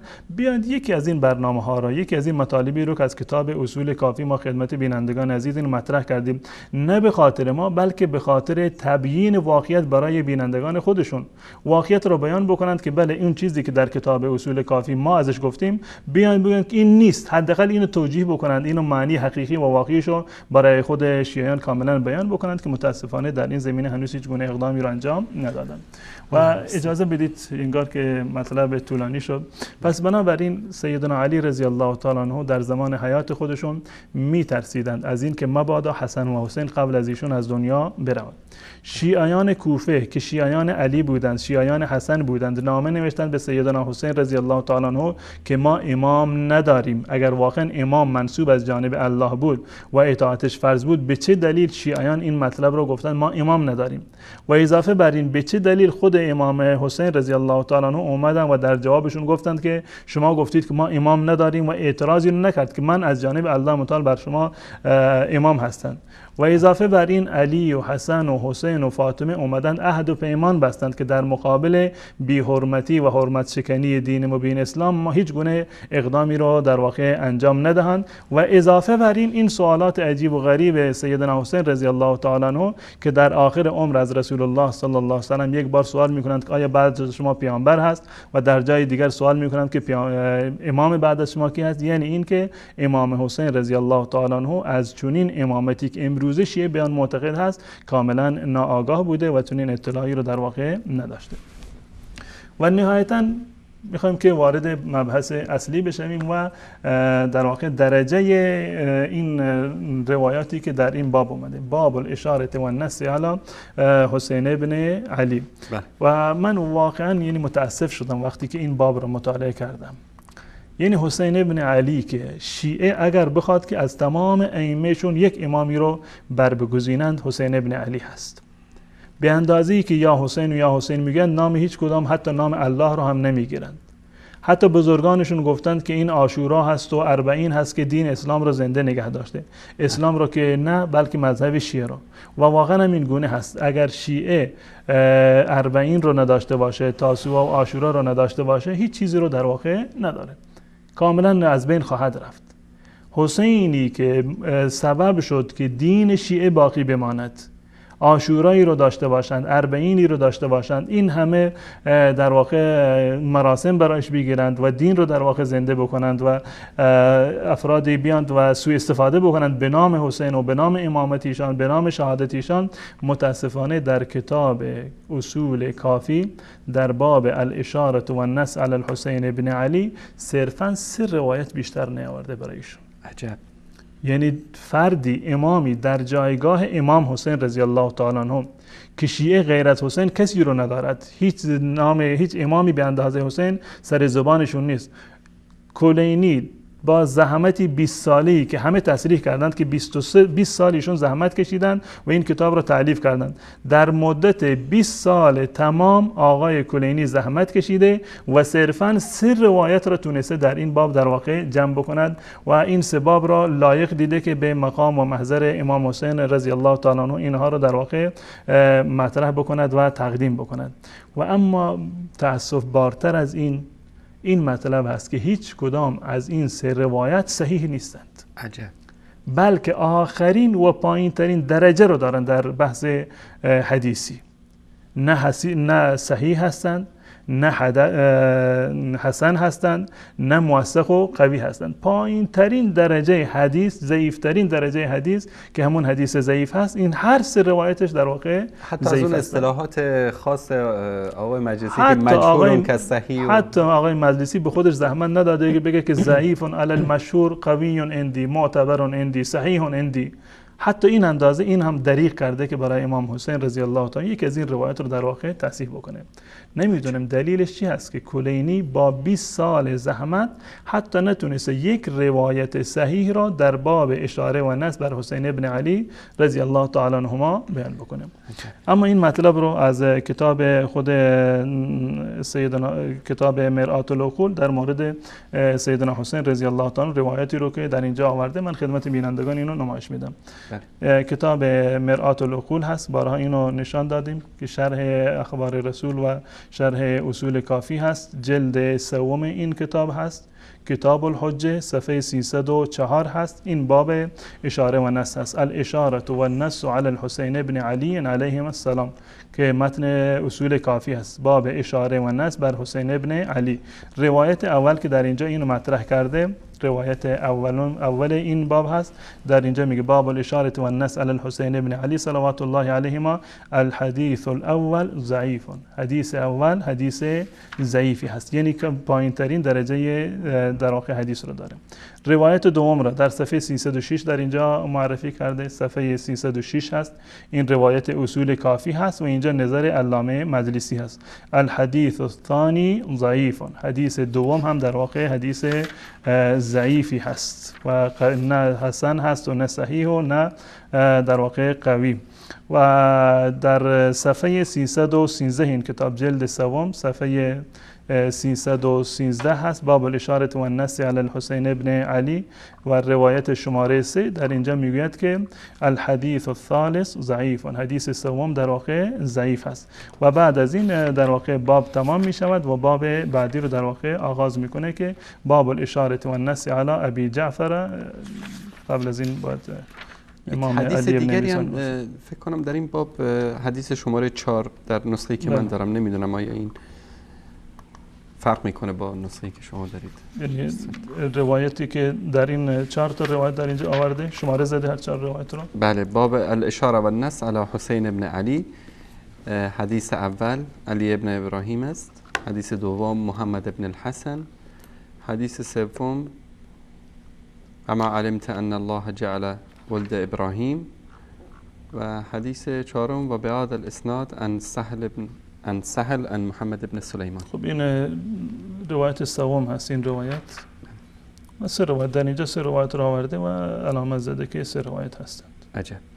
دوستان ملاحظه کنن، عزیزانمون در اتاق فرمان این نسخه چاپی اصول کافی رو نشون بدن. البته این نکنه که این کافی داره چاپ میشه در این سال. واقعا اینم چاپ شده، 20 کتاب در این اضافه شده در طول تاریخ. این روایت اول هست در این کتاب. دوستان نمایش بدند. کتاب باب الاشاره و النص علی الحسین ابن علی علیه السلام. روایت اول هست که من اینجا یادداشت کردم ضعیف است. در کتاب مرات العقول جلد 3 صفحه 304 که من خدمت شما نمایش دادم. و روایت دوم در همین صفحه است، در آخر صفحه شماره 2 در اینجا علامت زده محمد ابن حسن و علی ابن محمد. و این روایت طولانی هست. صفحه بعدم کاملا همین روایت هست، شماره دیگری در اینجا وجود نداره تا آخر صفحه. و صفحه بعدش هم در اینجا روایت سوم هست و به هذا الاسناد عن سهل عن محمد ابن سلیمان. و نهایتا تا آخر صفحه شماره دیگر وجود نداره و همچنین در صفحه بعدی شماره دیگری وجود نداره و سند دیگری هم در اینجا ذکر نکرده. و نهایتا باب الاشاره و النص علی علی ابن الحسین صلوات الله علیهما. بله. نسخه دیگری که این البته یک حدیث اینجا اضافه شده یا که نمیدونم تقسیم کردن، دوستان عزیز اگر که لطف کنن این صفحه رو نشون بدن. این چاپ اصول کافی است، دارالمرتضی اینو چاپ کرده. شبکه فکر محمد ابن یعقوب کلینی در بیروت لبنان، اینم شناسنامه کتاب. در اینجا در ترقیم این باب یک روایت در اینجا اضافه دارن. این روایت چهارم. روایت اول و دومش چی هستن؟ این روایت اول و دو و سه. بله، روایت اولش این است: علی ابن ابراهیم عن ابیه عن بکر ابن صالح قال الکلینی و عدة من اصحابنا. بله. روایت دوم هست محمد ابن الحسن و علی ابن محمد عن سهل ابن زیاد عن محمد ابن سلیمان الدیلمی عن بعض اصحابنا عن مفضل ابن عمر عن ابی عبدالله. بله درست. این روایت سومی اینجا گفته اما علمت ان الله جعل. این در اینجا آمده و سند دیگر وجود نداره. این ادامه روایت قبلی هست. بله، پس اینجا اشتباه کردن. روایت ادامه قبلی هست که در اینجا اما علمت ان الله جعل ولد ابراهیم علیه السلام ائمه. مطلب در اینجا آمده و در اینجا شماره گذاری نکرده. بله. پس یا این آقا خواستن که اینو یک حدیث اضافه بکنن یا اینکه این اشتباه چاپخونه است. بله جناب استاد اگر اجازه بدید یک توقف کوتاه داشته باشیم میان برنامه، چون بینندگان عزیز شاید گیج شده باشن با این روایات عجیب و غریبی که این اصول کافی داره. بله این باب اشاره و نص بر حسین ابن علی رضی الله تعالی عنهما است، یعنی به اصطلاح امام سوم شیعیان که آقای کلینی که صحیح‌ترین کتاب بعد از قرآن کریم در نزد شیعیان هست و حضرت مهدی هم امضا کردن گفتن که الکافی کافی لشیعتنا. این آقا در 20 سال بیشتر زحمت کشیده، فقط 3 تا حدیث با تحمل مشقت‌های فراوان در این باب آورده که هر 3 تاش هم خودشون گفتن که ضعیف است. حالا از نظر ما که این روایت ها هیچ ارزشی نداره. من امیدوارم که عزیزانی که سالها پیرو این مذهب و این دین و این کتاب ها بودن تجدید نظری بکنن در اعتقاداتشون، نشه که فردا روز قیامت در پیشگاه الله سبحانه و تعالی هرچه داد بزنید که بارالله ما رو دوباره برگردان به دنیا تا ما از قرآن کریم و از سنت پیامبر تو پیروی بکنیم، بارالله ما رو به دنیا برگردان که با اصحاب پیامبر و اهل بیت پیامبر دشمنی نکنیم، اما دیگه اون روز فایده ای نداشته باشه. با هم میان برنامه میبینیم و بعد از اون برمیگردیم خدمت حضرت مولانا و ادامه بحثمون در باب اشاره و نص بر حسین ابن علی رضی الله تعالی عنهما و کتاب کافی. با ما همراه باشید. ویژگی‌های حسین رضی الله عنه.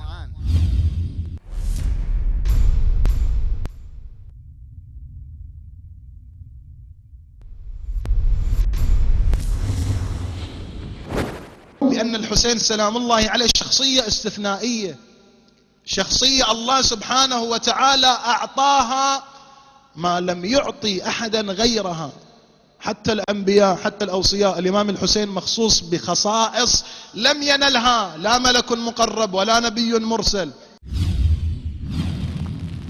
وقتی حسین رضی الله عنه ویژگی‌هایی دارد که حتی پیغمبران به آن نمی‌رسند، پس چرا ویژگی‌های او در قرآن کریم ذکر نشده است؟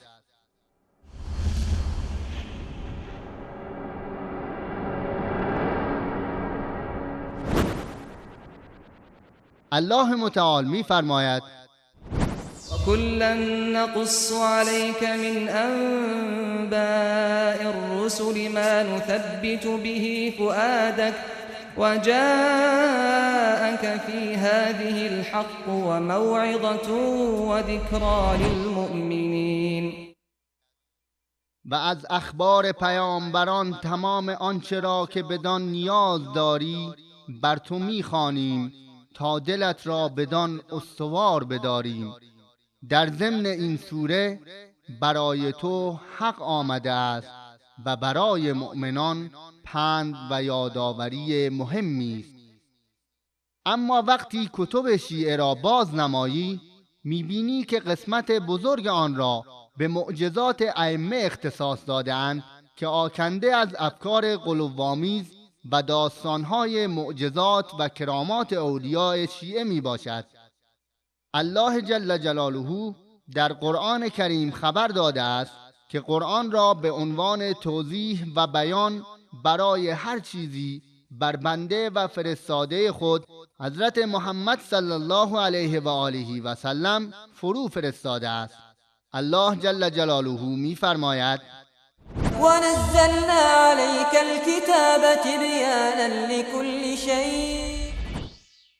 و ما این کتاب آسمانی را بر تو نازل کرده ایم که بیانگر همه چیز، امور دین مورد نیاز مردم است. آری، هیچ مسئله ای از اصول دین که دین اسلام بر آن استوار می شود در قرآن ترک نشده است، بلکه قرآن کاملا آن را ذکر کرده و با زیباترین شیوه آن را بیان داشته است. فرمایش امام صادق رحمه الله در این مورد چه زیباست که می‌فرماید الله جل جلاله در قرآن همه چیز را بیان کرده است. به الله قسم چیزی را که بندگان به آن نیاز دارند ترک نکرده است، حتی اینکه هیچ کس نمیتواند بگوید ای کاش الله در این مورد نیز آیه ای نازل میکرد، مگر اینکه الله در آن مورد نیز آیه ای نازل کرده است. مراجعه شود به کتاب الکافی جلد 1 صفحه 59 روایت شماره 1 و تفسیر قمی جلد 2 صفحه 452. آیا عجیب نیست که قرآن یک بار از جهاد و بعد از صلح سخن بگوید؟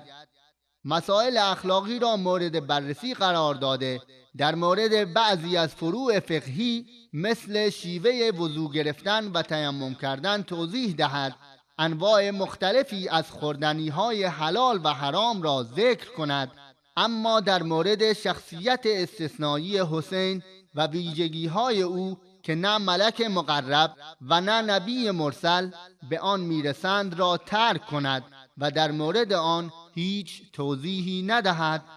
و به قول جناب قلمداران رحمه الله، آیا اهمیت اصل امامت و داستانهای معجزات و کرامات اولیاء شیعه از ماجرای زید رضی الله عنه که نامش صریحاً در قرآن ذکر شده کمتر است؟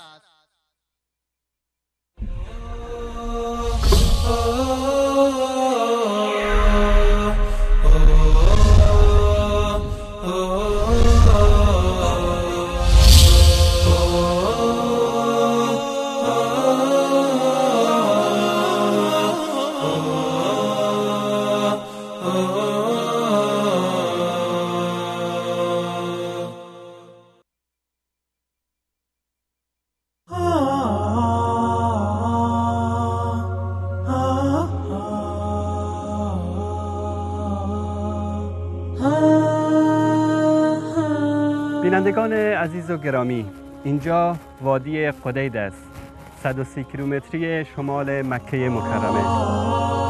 رسول اکرم صلی الله علیه و آله و سلم با تحمل زحمات و مشقات فراوان از این مسیر به طرف مدینه منوره هجرت نمودند تا دین مبین اسلام را برای ما برسانند و اولین حکومت اسلامی را در شهر مبارک مدینه منوره تأسیس نمایند.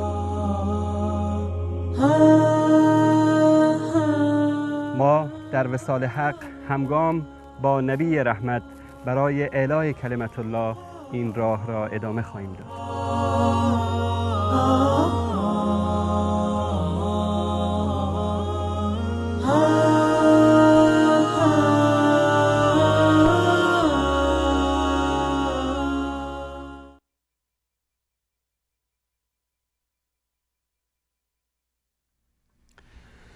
برای بینندگان عزیز و گرامی، سلامی مجدد خدمت تک تک شما عزیزان. 3 روایت داشت باب الاشاره و النص علی حسین ابن علی رضی الله تعالی عنهما و عجیب بود که ارستاش هم آقای مجلسی گفته بود که ضعیف هست، پایین ترین درجه حدیث در نزد اینها. و حالا یک سری بزنیم به متن این روایات که ببینیم چه دستگلی به آب داده آقای کلینی. البته فکر نکنید که ایشون زحمت نکشیدن، کلا در زمان غیبت صغرای امام زمان بودن و کلی زحمت کشیدن، با به اصطلاح نواب ایشون هم بدوستانی داشتن و حتی نسخه از این کتاب رو به آقا امام زمان دادن و ایشون هم گفتن الکافی کافین لشیعتنا. علی رغم همه این زحماتی که ایشون متحمل شدن، بازم این 3 تا روایت در 3 تاش ضعیف از آب در اومده. ببینیم که متنش چی داره جناب استاد. من همیشه این مطلب رو خدمت بینندگان عرض کردم، وقتی که خود علمای شیعه و فردی و شخصیتی مانند علامه مجلسی اعتراف بکنه که تمامی این روایات در این باب ضعیف هستند، دیگه جایی برای حرف زدن باقی نمیمونه. اگر واقعا شیعه در ادعای خودشون صادق هستند که ما فقط روایات صحیح رو قبول داریم، ما روایات صحیح رو داریم، بیارید در این باب یکی از این روایات رو شما بررسی سندی بکنید. و سوال ما اینجا هست که چرا کلینی در 20 سال زحمت و تلاش خودشون حتی یک روایت صحیح یا حسن یا موثق در باب اشاره و نصب بر حسین ابن علی رضی الله تعالی عنهما در واقع نیاوردن. و وقتی که برمیگردیم به مطالب این روایتی که در اینجا آمده و محتویاتی که دارند و نکاتی که در اینجا ذکر شده، سراسر افسانه سرایی هست و خیال پردازی و در واقع گزافه گویی و یاوه گفتن هست. و من بارها این مطلب را اشاره کردم که برای این که یک شیعه به حقیقت و واقعیت برسد کافی هست که یک صفحه از صفحات کتاب اصول کافی را برود و مطالعه بکند. حتی یک صفحه از صفحات کتاب اصول کافی رو مطالعه بکند، من مطمئن هستم که اگر انسان یک اندازه و خیلی اندک پیش زمینه دینی داشته باشد و با عقل و تعقل و تدبر این کتاب رو حتی یک صفحهش رو مطالعه بکند، قطعا به حقیقت خواهد رسید و به این نتیجه خواهد رسید که تمام این مطالب احادیث رسول الله و گفتار اهل بیت نیست، بلکه سراسر افسانه هست و خرافاتی که مراجع شیعه در طول زمان در واقع به دین خودشون افزودن. خب روایت اول و دوم و سوم قبلا عرض کردم که اینها تمامشون ضعیف هستن و یک شاهکاری که در اینجا وجود داره این است که هر سه روایتی که در اینجا وجود داره از ابن زیاد هستند و اون هم از محمد ابن سلیمان دیلمی اینها رو نقل کرده. تمام این خرافات و این در واقع افسانه ها هر سه روایتشون در واقع از سهل ابن زیاد در واقع اینها رو کاملا نقل کرده از محمد ابن سلیمان. در صورت روایت اولی من این باب رو تقریبا یعنی حداقل 5-6 مرتبه اینو مطالعه کردم، هر سری یادداشت‌های جدیدی کردم و متاسفانه وقتم رو به پایان هست، من شاید نتونم هر سه روایت رو بررسی بکنم. منتها روایت اول رو اونم نکات مهمش رو ان شاء الله خدمت بینندگان عزیز من بررسی خواهم کرد. روایت اول و بخشی از روایت دوم همون گونه که عرض کردم یک افسانه هست، هیچ گونه واقعیت حتی 1% واقعیت تاریخی و عملی هم در واقع نداره. اینو از علی ابن ابراهیم از استاد معروف خودش در واقع اینو نقل کرده، اونم از پدرش با سندی که در اینجا آورده و نهایتا اینو از ابو جعفر هست. سمعت ابا جعفر، دوستان اینو نمایش بدن اصل کتاب رو. سمعت ابا جعفر یقول لما حضر الحسن ابن علی الوفات، زمانی که وفات حسن ابن علی رضی الله تعالی عنه در واقع فرا رسید، زمانی که وفات حسن ابن علی فرا رسید و حسین رو صدا زد و قال لحسین، حسین رو صدا زد قال و بهش گفت یا اخی این اوصیک بوصیت فاحفظها، من یک وصیتی به تو میکنم، این وصیت مرا حفظ بکن. اذا انا مت فهیئنی، وقتی که من مردم مرا آماده بکن و ثم وجهنی الی رسول الله صلی الله علیه و سلم، سپس مرا ببر متوجه بکن، ببر مرا سر قبر رسول الله صلی الله علیه و سلم لاحدث به عهدا، تا اینکه من با ایشون عهدی رو تازه بکنم، ملاقاتی با ایشان داشته باشم. ثم صرفنی الی امی، بعد از آن مرا بر بگردن ببر نزد مادرم. و نهایتا در این روایت من خلاصه این روایت رو عرض میکنم به خاطر ضیق وقت و میگوید که مرا ببر نزد مادرم و مرا ببر بعد از آن پیش رسول الله صلی الله علیه و سلم، مرا ببر در حجره ایشان دفن بکن. من میدونم که این زن، اشاره به سیدنا عایشه رضی الله تعالی عنها که با اهل بیت رسول الله همیشه دشمنی داشته، این نمیگذارد، اجازه نمیدهد من در اونجا دفن بشم. بعد از این اگر اجازه نداد مرا بردار ببر در بقیع اونجا دفن بکن. کل روایت این در واقع این مطلب رو بیان کرد. یعنی همون داستان دروغینی که به تهمت میبندن بعضی عایشه و بله که ایشون اجازه ندادند که حسن رضی الله تعالی عنه در کنار جد بزرگوارش دفن میکنند، که این سراسر افسانه و دروغ هست، حتی بر اساس خود روایات، یعنی خود این چیزی که در اینجا آمده، خود حکم روایت من عرض کردم که این روایت ضعیفی هست از دیدگاه خود علامه مجلسی، پس بنابراین هیچ جای استشهاد و استنباط از این روایت باقی نمیمونه. اما بازم گوشی از مطالبی رو که در این کتاب اومده و در این روایت من خدمت بینندگان عزیز اینو نقل میکنم.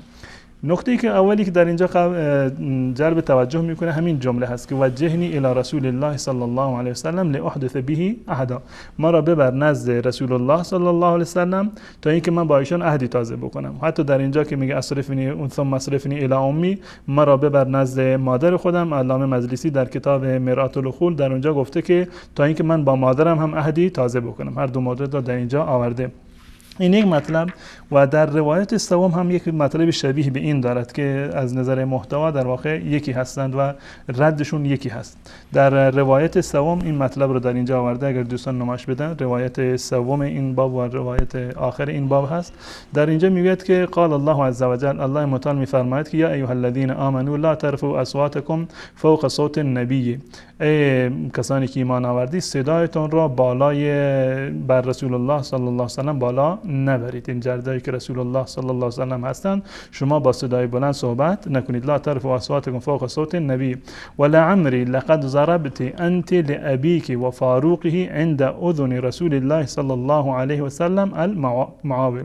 سیدنا حسین رضی الله تعالی عنه به عایشه گفت که قسم به خدا، سوگند به جان خودم که تو زدی، لقد ضربت، تو زدی انت لابیک و فاروقه، برای پدر خودت و برای فاروقش. اشاره میکنه که تو در کنار گوش رسول الله صلی الله علیه و سلم رفتی کلنگ رو برداشتی و اونجا برای پدر و برای فاروقش رفتی قبر حفر کردی، یعنی سر و صدا کردی، در صورتی که الله متعال میفرماند که لا ترفعوا اصواتکم فوق صوت نبی. این دو مطلب هست. و در روایت سوم هم همین مطلب در اینجا آورده، ثم وجهنی الی رسول الله لاحدث به عهدا الی آخر. این مطلب رو داره در روایت سوم دوباره تکرار کرده. خب این یک مطلبی هست که شاید اگر با یک نگاه ساده از این ما بگذاریم نگاه بکنیم، شاید برای بسیار از شیعیان این جلب توجه نکنه، متوجه نشد منظورش چی هست. خب یک حرفی زده. سیدنا حسن رضی الله تعالی عنه فرموده که بعد از اینکه من مردم من رو ببر پیش رسول الله صلی الله علیه و سلم و پیش مادرم تا اینکه برم نزدیشون در واقع عهدی تازه بکنم، دیداری رو داشته باشم.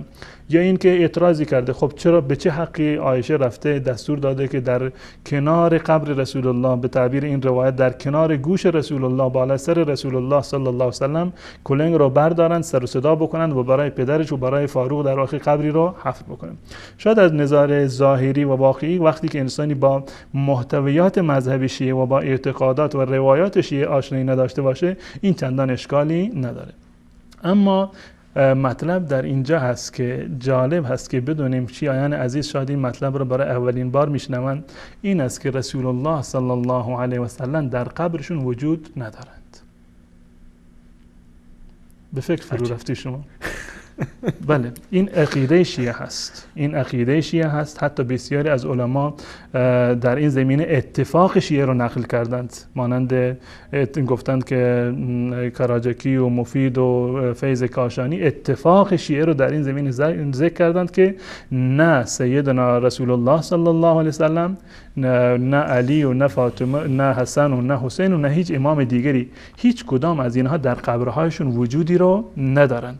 اما متاسفانه علمای شیعه این واقعیت‌های تلخ را برای بینندگان خودشون، برای در واقع مقلدین خودشون بیان نمی‌کنند. زیرا که شیعه اومدند از هر امامی و امامزاده‌ای که متاسفانه خوشبختانه همشون نصیب ایرانی‌ها شده، چندین هزار امام و امامزاده تازگی در طول این چند مدت در ایران کشف شده، بیش از 18,000 هست. واقعا این فضلی هست که الله متعال به آخوندهای شیعه داده و یک در واقع نقمتی هست، عذابی هست برای عوام شیعه.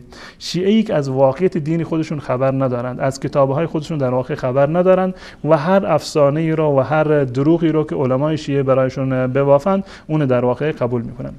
این مطلبی رو که عرض کردم که هیچ یکی از انبیا و اولیایشون یعنی اوصیایشون در قبرهایشون در روی زمین وجود ندارند. این روایات متعددی در این زمینه وجود داره در کتاب‌های متعددشون، در کتاب کافی گرفته، تهذیب گرفته، من لا یحضر الفقیه، وسائل الشیعه، بهار الانوار و خیلی کتاب‌های دیگر این مطلب به صورت به کثرت در واقع نقل شده. من از کتاب تهذیب الاحکام این چند مطلب رو به اندازه‌ای که در این برنامه فرصت باشه خدمت بینندگان نمایش خواهم داد.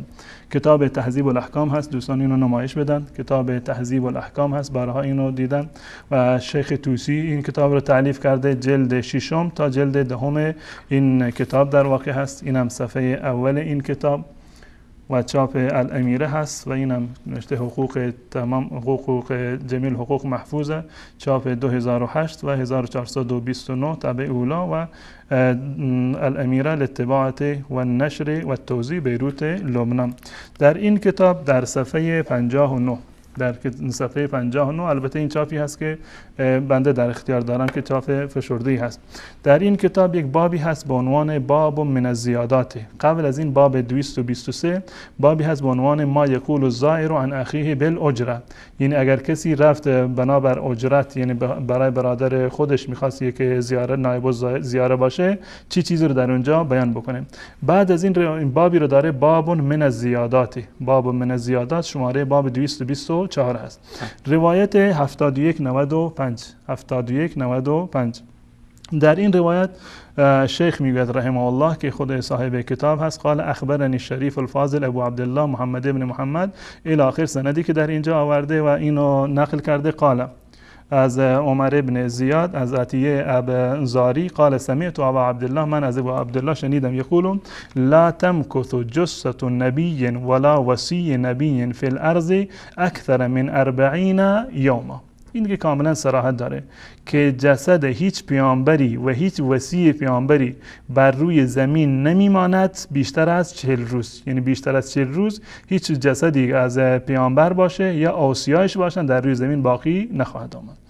این روایت اول هست. روایت دوم از محمد ابن احمد ابن داود و نهایتا از محمد ابن حسن صفار، از احمد ابن محمد ابن علی ابن حکم، از زیاد ابن ابی الحلال عن ابی عبدالله علیه السلام قال ما من نبی، این صراحت کامل داره، هیچ پیامبری وجود ندارد، ولا وصی و نه وصی پیامبری هم وجود ندارد، یبقى فی الارض بعد موته اکثر من 3 ایام، هیچ پیامبری در روی زمین بیشتر از 3 روز باقی نمیمونه، نه پیامبر و نه وصی پیامبر، حتی ترفع روحه و عظمه و لحمه الی السماء، مگر این که روح آن پیامبر یا وصی و استخوانش و گوشتش برده می شود به طرف آسمان. صراحت داره هر پیامبر و هر وصی بیشتر از 3 روز در روی زمین نخواهد ماند و اونو برمیدارن میبرن به طرف آسمان. و روایت دیگری هست جالب هست که عملا اینو نقل میکنند که سیدنا علی رضی الله تعالی عنه این گونه شد. این روایت از سعد اسکاف هست، دوستان نمایش بدن این روایت رو از سعد اسکاف. از سعد الاسکاف قال یا بنی تحمل الحديث، میخوای حدیث رو قبول بکنی بشنوی؟ قلت نعم. فقال حدثني ابو عبدالله، ابو عبدالله به من خبر داده، قال انه لما اصیب امیر المؤمنین، وقتی که امیر المؤمنین در واقع زخمی شدند و در واقع بهشون حمله شد، قال للحسن و الحسین، به حسن و حسین فرمودند غسلانی و کفنانی و حنطانی و حملانی علی سریری، گفتند که مرا غسل و کفن بکنید و بر روی در واقع نعشکش مرا بگذارید، و حملا مؤخره تکفیان مقدمه، قسمت آخر تخت رو بردارید، قسمت تخت جلوش رو شما کاری نداشته باشید، یعنی فرشتگان برمیدارن، شما فقط آخرش رو بگیرید، جلوش رو فرشتگان میگیرن.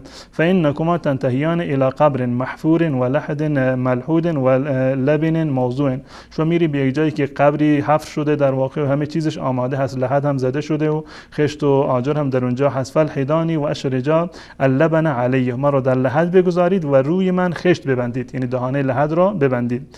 ورفع لبنتا مما یلی رأسی، بعد از این که ما رو داخل قبر گذاشتید و دهانه لحد را با خشت بستید، ورفع لبنتا مما یلی رأسی، یک خشت رو از جانب سر من بردارید، یعنی از این سمتی که سر من هست شما یک خشتی رو که گذاشتید بستیدرشو دوباره بردارید. فانظروا ما تسمعون، نگاه بکنید که شما چه خواهید شنید. فاخذ اللبنه من عند الراس، یک خشتی رو از قسمت بالای سرشون که قسمت سرشون بود برداشتن.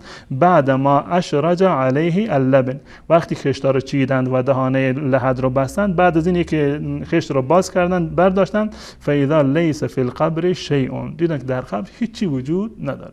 عجب. امیر المؤمنین برده شده، رفتن به آسمان یک جای دیگر.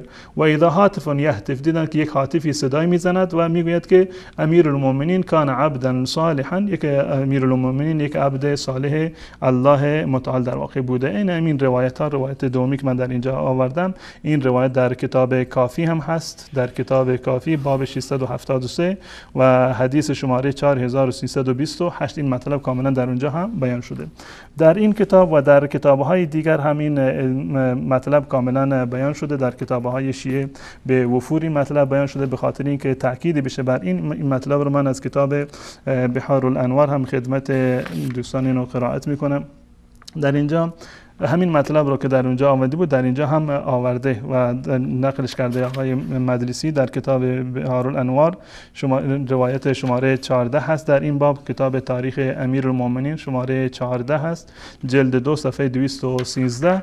در اینجا همین مطلب رو آورده. فاخذ اللبنه من عند الراس بعد ما اشرج عليه اللبن فاذا ليس بالقبر شيء، در قبر هیچ چیزی وجود نداشت.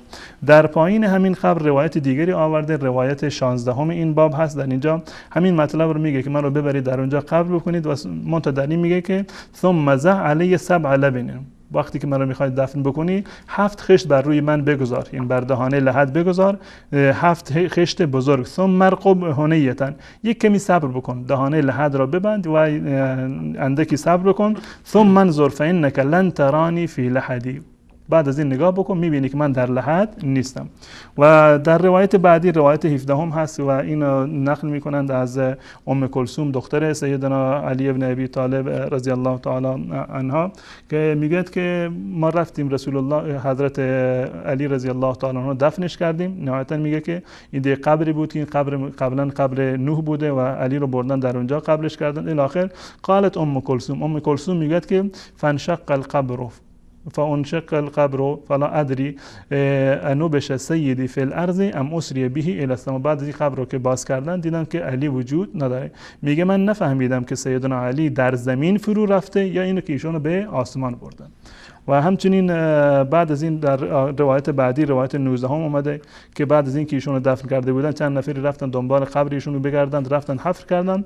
انهم احتفروا فلم يروا شيئا، رفتن وقتی قبر رو باز کردن دیدن که چیزی وجود نداره. الان این روایات شیعه هست، من نمیخواهم که روایات شیعه رو از طرف خودم تفسیر بکنم. خب کسی یک روایتی رو گفته، هیچ کدام از شیعه معتقد به این روایات نیست، بلکه علمای بزرگ شیعه معتقد به این روایات هستند، همون گونه که من قبلا اینو عرض کردم. در اینجا یک مطلبی رو ذکر کرده در کتاب بحار الانوار جلد 18 صفحه 299. این مطلب رو از کراجکی در واقع نقل میکنه، دوستان اینو نمایش بدن. ثم قال کراجکی میگوید در کتاب خودش کنز الفوائد هست، این مطلب رو در اونجا آورده. چند سوال از شده و این سوالات رو جواب میده. میگه فهم الجواب عن السؤال الاول فإنا لا نشك في موت الانبیاء، ما هیچ گونه شک و تردیدی در موت انبیا نداریم. غیر ان الخبر قد ورد بان الله تعالی یرفعهم، در روایات اومده که الله متعال اونها رو به آسمان میبرد بعد مماتهم الی سمائه، بعد از این که بمیرند به آسمان برده میشوند. و انهم یکونون فیها احیا، در آسمان زنده خواهند بود. متنعمین الی یوم القیامه، در ناز و نعمت خواهند بود. لیس ذلك بمستحیل فی قدرت الله، این بعید نیست از قدرت الله متعال. و قد ورد عن النبی، روایتی وارد شده از رسول الله صلی الله علیه و سلم که فرمودند انه قال انا اکرم علی الله من ان یدعنی فی الارض اکثر من 3، من در واقع عزیزتر هستم بر الله متعال از این که مرا بیشتر از 3 روز در روی زمین بگذارد. و هکذا عندنا حکم الائمه، حکم ائمه هم نزد ما دقیقاً همین هست، همان گونه که پیامبران به آسمان برده میشوند ائمه هم به آسمان برده میشوند. و بعد از این میگوید که ولیس زیارتنا لمشاهدهم علی انهم بها، ما که میریم سر قبر ائمه به این خاطر نیست که ائمه در قبر هستند. ولیس زیارتنا لمشاهدهم علی انهم بها، بدین خاطر نیست که ما میریم سر قبر که ائمه در واقع در زیر این خاک در اونجا وجود دارند. و همچنین آقای مفید در کتاب اوائل المقالات خودش و همچنین در کتاب‌های دیگرش این مطلب را ذکر کرده. دوستان این نمایش بدن، پرینتی هست من از این کتاب گرفتم، کتاب اوائل المقالات هست، المعتبر العالمی به مناسبت ذکر الالفیه لوفات الشیخ المفید. این اوائل مقالات، این صفحه اول شبکه الفکر و این هم شناسنامه این کتاب هست. در اینجا یک مطلبی را آورده و در قول 49 هست کما جاءت به الروایت، در این قولش در صفحه بعدش میگوید که ولیسوا عندنا فی القبور حالین، ولیسوا عندنا فی القبور حالین، ائمه از دیدگاه ما در قبرهایشون وجود ندارند. ولا فی الثرى ساکنین، ساکن در خاک نیستند، در زیر قبر نیستند. و انما جاءت العباده بالسعی الی مشاهدهم والمناجات لهم عند قبورهم امتحانا و تعبدا، این که شیعیان دستور داده شده که بروند سر قبرهایشون و مشاهدشون در اونجا زیارت نامه بخونن، مناجات نامه بخونن، این به خاطر امتحان و تعبد هست، یک نوع آزمایشی هست برای شیعیان. شیعیان. اما واقعیت این است که رسول الله صلی الله علیه وسلم و ائمه در قبر خودشون در واقع وجود ندارن. الان من باز میگردم به همون مطلبی که در کتاب اصول کافی اومده. در اینجا حسین میگوید که مرا ببر نزد رسول الله صلی الله علیه وسلم تا اینکه من تجدید عهد بکنم با رسول الله صلی الله علیه وسلم. خب رسول الله صلی الله علیه وسلم که در قبرشون وجود ندارن. اعتراض میکنه چرا عایشه دستور داده یا اجازه داده که برن بالای سر رسول الله، بالای در کنار گوش رسول الله کلنگ بزنن، سر و صدا بکنن و اونجا برایشون قبر حفر بکنند که رسول الله صلی الله علیه وسلم اذیت بشوند از این صدا. به چه حق این کار رو کردن؟ در صورتی که بنابر این روایات سیدنا رسول الله صلی الله علیه وسلم در قبرشون وجود ندارن. اضافه بر این انسان عاقل یک ذره عقلی هم که داشته باشه. حسین اومده اعتراض میکنه که به عایشه که به چه حقی رفتی در کنار گوش رسول الله قبر حفر کردی، کلنگ برداشتی در اونجا قبر حفر کردی؟ مگر شما اگر میخواستید حسن رو در اونجا دفن کنید چطوری دفنش میکردی؟ مگر غیر از این زمین مدینه با این سنگ‌های آتشفشانی که دارد، مگر غیر از این از شما باید همین کار رو میکردید؟ اگر واقعا این کار عیب هست و گناه هست، خود شما اومدید که این کار رو در واقع انجام بدید. غیر از این در روایات دیگر و متعدد شیعه در واقع وجود دارد این مطلب که وقتی که ائمه میروند، در من همین روایتی که من خوندم اینا کفایت میکرد در واقع که ائمه تمام در هر جای دنیا که بمیرند الله متعال اونها رو جمع میکنه با رسول الله صلی الله علیه و سلم. اما در خود کتاب مرآت العقول جلد سوم این کتاب روایتی رو در اینجا آورده که واقعا جالب هست. جلد سوم این کتاب هست، دوستان نمایش بدن. و در اینجا نقل کرده و یؤیده ما رواه الشیخ فی مجالسه، که شیخ اینو در کتاب در مجالس خودش اینو ذکر کرده به اسانید جمع با سندهای متعادد متفاوتی و بر روی هم انباشته این روایت رو ذکر کرده. از ابن عباس قال دخل الحسین ابن علی علی اخیه الحسن ابن علی، حسین رفت نزد سیدنا حسن رضی الله تعالی عنه فی مرضه الذی توفی فیه، در اون مرضی که ایشون در واقع وفات کردن. فقال له کیف تجدك یا اخی، حالت چطور است برادر من؟ قال اجدنی فی اول یوم من ایام الاخره، اولین روز آخرت و آخرین روز دنیای من هست. و علم انه لا اسبق اجلی، من نمیتونم که اجل خودم رو پشت سر بگذارم، یعنی از این تخطی بکنم. و انی وارد علی ابی و جدی، و اینی وارد علی ابی و جدی، من نزد پدر و جد خودم خواهم رفت. علی کره منی. و در ادامه اینو کاملا توضیح میده. ببینید در این روایت اصول کافی میاد که من رو ببر سر قبر جدم و بعد از این جد سر قبر مادرم تا اینکه تجدید عهد بکنم، در صورتی که نه رسول الله در قبرش هست و نه فاطمه زهرا در قبرش هست. اصلا چه نیازی است که در دنیا تجدید پیمان بکنن؟ و اولا که اصلا وجودی نداره، در این قبر وجودی نداره، نه رسول الله بوده نه فاطمه زهرا، پس بنابراین این خودش یک افترا هست، یک در واقع یاوه‌گویی و افسانه سرایی هست. دوما به قول شما چه نیازی هست که برای تجدید عهد بکنه؟ در روایات بعدی همین روایت کاملا اومده که ائمه به محض اینکه فوت بکنن، خود سیدنا حسن رضی الله تعالی عنه میگه که من دارم میرم پیش پدرم و پیش جدم، پیش اونها دارم میرم. وقتی که اونها در اینجا نیستن، در این قبر حضوری ندارن، چرا برای در اونجا تجدید عهد بکنن؟ تجدید عهد باقی میکنن در صورتی خودش مرده. اگر واقعا وقتی که وقت احتضار هست، خب در زندگی میره تجدید عهد میکرد.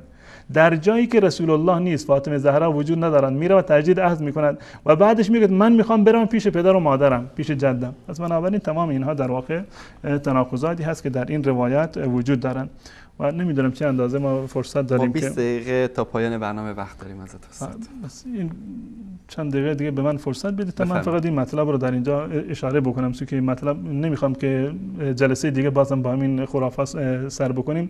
در این روایت اومده این مطلب رو دوستان اگر از کتاب اصول کافی بخونن، در اینجا این مطلب رو آورده که رفتن نزد عایشه رضی الله تعالی عنها فقال الله انهم قد اقبلوا بالحسن، میگه که جاسوسی رفت خبر داد به عایشه که اینا اومدن که حسن رو دفن بکنن در کنار قبر رسول الله صلی الله علیه و سلم. فخرجت مبادره علی بغل بسرج، ایشون شتابان بیرون اومدند از جایی که بودند، با یک الاغ سوار شدند و اومدند و جلوگیری کردند از دفن سیدنا حسین ابن علی رضی الله حسن ابن علی رضی الله تعالی عنه. اما در همین کتاب که آقای مجلسی شرحش داده این کتاب را، در ادامه این مطلب رو به صورت کامل بیان کرده و این کاملا نفی کرده که چنین اتفاقی نیفتاده. از زمان ابن عباس میگه فدعان الحسین ابن علی، حسین ابن علی مرا خواست که برویم سیدنا علی رضی الله تعالی عنه را غسل و کفن بکنیم. و این الحسین امر ان یفتح البیت، حسین دستور داد که خانه باز بشود، این حجره رسول الله صلی الله علیه و سلم. فحال دون ذلك مروان ابن الحکم، مروان ابن حکم اجازه نداد. بحثی از عایشه در اینجا وجود نداره. مروان حکم اجازه نداد و آل ابی سفیان و من حضر هناک من ولد عثمان ابن عفان بنی امیه جمع شدند، اجازه ندادند که حسن رو در کنار رسول الله دفن بکنند. نامی از عایشه در اینجا وجود نداره. و قالوا یدفن امیر المؤمنین الشهید ظلما بالبقیع بشر مکان، اجازه ندادید که امیر المؤمنین عثمان ابن عفان در بقیع، در واقع در کنار رسول الله دفن بشه، ایشونو بردن در بقیع دفنش کردن. و یدفن الحسن مع رسول الله، شما اومدی حسن رو در کنار رسول الله دفن میکنید. گفتم ما به خدا قسم ما این اجازه رو نمیدهیم مگر اینکه در اینجا خونی در واقع به راه بیفتن. خب میبینیم که در اینجا خود آقای مجلسی آورده و اینجا بحثی از سیدتنا عایشه رضی الله تعالی عنها وجود نداره. در ادامه روایت میگوید که فحملناه فاتینا به قبر امه، بعد از اینکه این جریان شد مروان ابن حکم اومد، بنی امیه اومدن، نگذاشتند که حسن دفن بشود. میگوید فحملناه فاتینا به قبر امه فاطمه، ایشون رو بردیم در کنار قبر مادرش فاطمه، فدفناه، ایشون رو بردیم اونجا دفن کردیم، الی جنبها، در کنار قبر مادرش. البته در این زمینه تفاوت هم تعارض وجود داره که من نمیخوام به این بپردازم، که در برخی از روایات شیعه که معتبر هست و اون ترجیح میدن فاطمه در حجره خودشون دفن شدن، اما در اینجا میگه بردن در کنار مادرشون رو دفن کردن. قال ابن عباس، ادامه این مطلب، قال ابن عباس و کنت اول من انصرف، بعد از دفنش من اولین کسی بودم که برگشتم. فسمعت اللفظ، زیرم که سر و صدایی هست، و خفت ان یعجل الحسین، شنید احساس کردم که سیدنا حسین، ترسیدم که ایشون در واقع اقدام ناشایسته رو نکنن. وقتی که اومدم دیدم که حضرت عایشه رضی الله تعالی عنها این ادعا کرده با 40 تا سوار، خودش سوار بر الاغ بوده، با 40 نفر دیگر اومدن که ما اجازه نمیدهیم که حسن رو در حجره دفن بکنن. بعد از این که حسن رو بردن در بقیع دفن کردن، تازه حضرت عایشه رضی الله تعالی عنها اومده. بعد از این که میاد که گفت چه خبر هست، و این اشاره میگه که حضرت عایشه گفت من اجازه نمیدم که شما بروید حسن را دفن بکنید. میگه که ارجعی فقد کف الله عز وجل المعنت. ابن عباس میگه من بهش گفتم برگرد، نیازی نیست که شما حرفی بزنید. و دفن الحسن الی جنب امه، حسن را بردن در کنار مادرش دفن کردن. و این واقعیتی است که سیدتنا عایشه رضی الله تعالی عنها بنابر روایات اهل سنت و الجماعت در کتب اهل سنت به وفور اومده، در کتاب اصل الغابه اومده که حضرت عایشه رضی الله تعالی عنها اجازه دادن، گفتند که حسن را بیاورید در اونجا دفن بکنید. حتی زمانی که خود عایشه هم از دنیا رفتن گفتن ما رو ببرید در بقیع دفن بکنید. این جا رو قبلا در نظر گرفته بود، نهایتا منصرف شد، گفت همون جایی که ازواج مطهرات همسران رسول الله صلی الله علیه و سلم دفن هستند ما رو ببرید در اونجا دفن بکنید. در کتاب اصل الخامه صراحتا اومده که زمانی که حسن رضی الله تعالی عنه از دنیا رفتن، حسین ایشون رو برداشت بردن در کنار حجره و گفتند که عایشه ما اومده ایشون رو دفن بکنید. حضرت عایشه رضی الله تعالی عنها فرمودن نعم و کرامه، خیلی خوب هست، من قبول میکنم، و کرامه، و این افتخاری هست برای ما. و مطالب دیگری که در اینجا وجود داره جالب اینجاست، میگه که عایشه بر روی الاغ سوار شد اومد. خب عایشه خونهش اونجا بوده، حجره رسول الله صلی الله علیه و سلم خونه سیدتنا عایشه رضی الله تعالی عنها بوده. و مطالب دیگر و خرافات و خزعبلات دیگری که در این روایت متاسفانه وجود دارد و به خاطر ضیق وقت من نمیتونم همه رو بیان بکنم. جزاکم الله خیر. بله بینندگان عزیز گرامی، این بود متن این روایات که تناقضات آشکار رو دیدید در آن. از همین لحظه ما دقایقی انشاءالله حدود ربع ساعت خدمت بینندگان عزیز خواهیم بود و تماس‌های شما عزیزان را خواهیم گرفت. شماره تلفن برنامه زیرنویس شده و عزیزانی که نمیتونن تماس بگیرن از طریق ایمیل live@wasalfat.tv میتونن مطالبشون رو بفرستن و نظراتشون انشالله در برنامه قرائت خواهد شد. جناب استاد، تا برقراری تماس های بینندگان، اگر که میدونم مطالب زیاد یادداشت کردید شما از این روایات، اگر مطلبی دارید بفرمایید. یکی از مطالبی که در این روایت اومده این است که سیدنا حسین رضی الله تعالی عنه رفتن بر حسن نماز خوندن، نماز جنازه خوندن. این واقعیت نداره.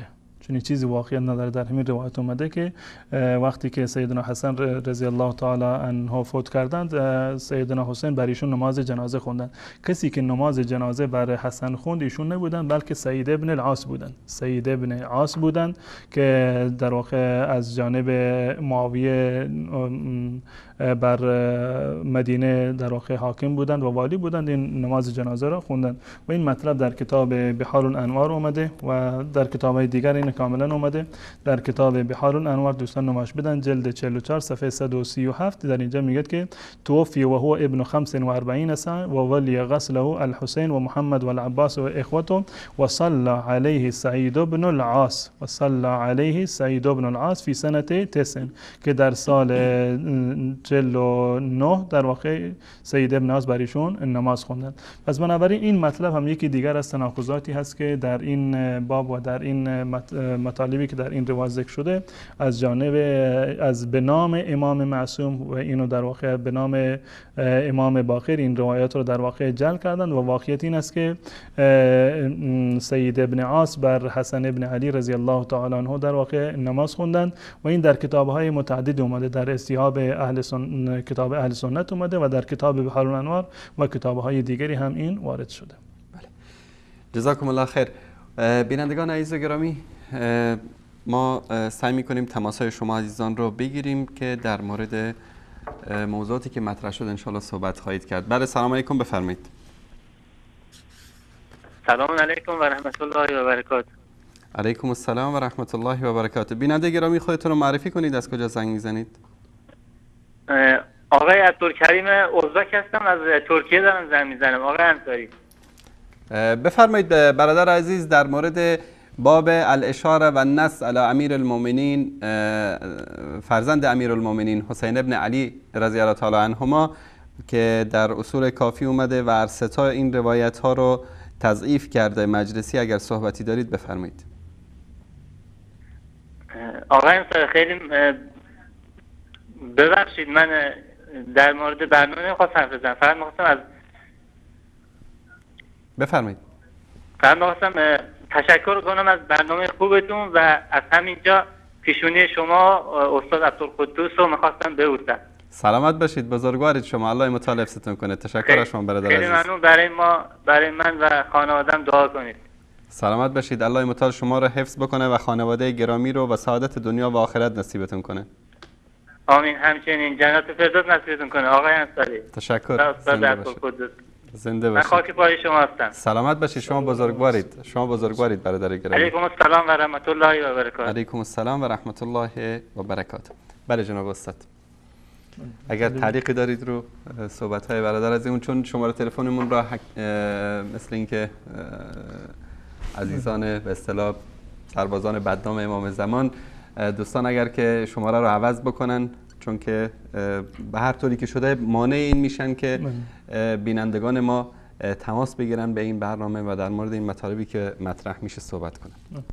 عرض بکنم که مطالب دیگری که در این روایت اومده، من قبلا عرض کردم که ما یعنی مشتاق هستیم که علمای شیعه پاسخ علمی بدن به مطالب، به ما نه، بلکه مطالبی که در کتاب‌های خودشون اومده این واقعیت ها رو برای شیعیان خودشون بیان بکنند و اگر واقعا ما خلاف واقعی گفتیم، خلاف ترجمه کردیم این روایت رو، واقعیت رو برای بینندگان خودشون و برای شیعیان کاملا واضح و آشکار بکنند. ما هدفی جز این نداریم که حقیقت و واقعیت برای همگان در واقع آشکار بشود.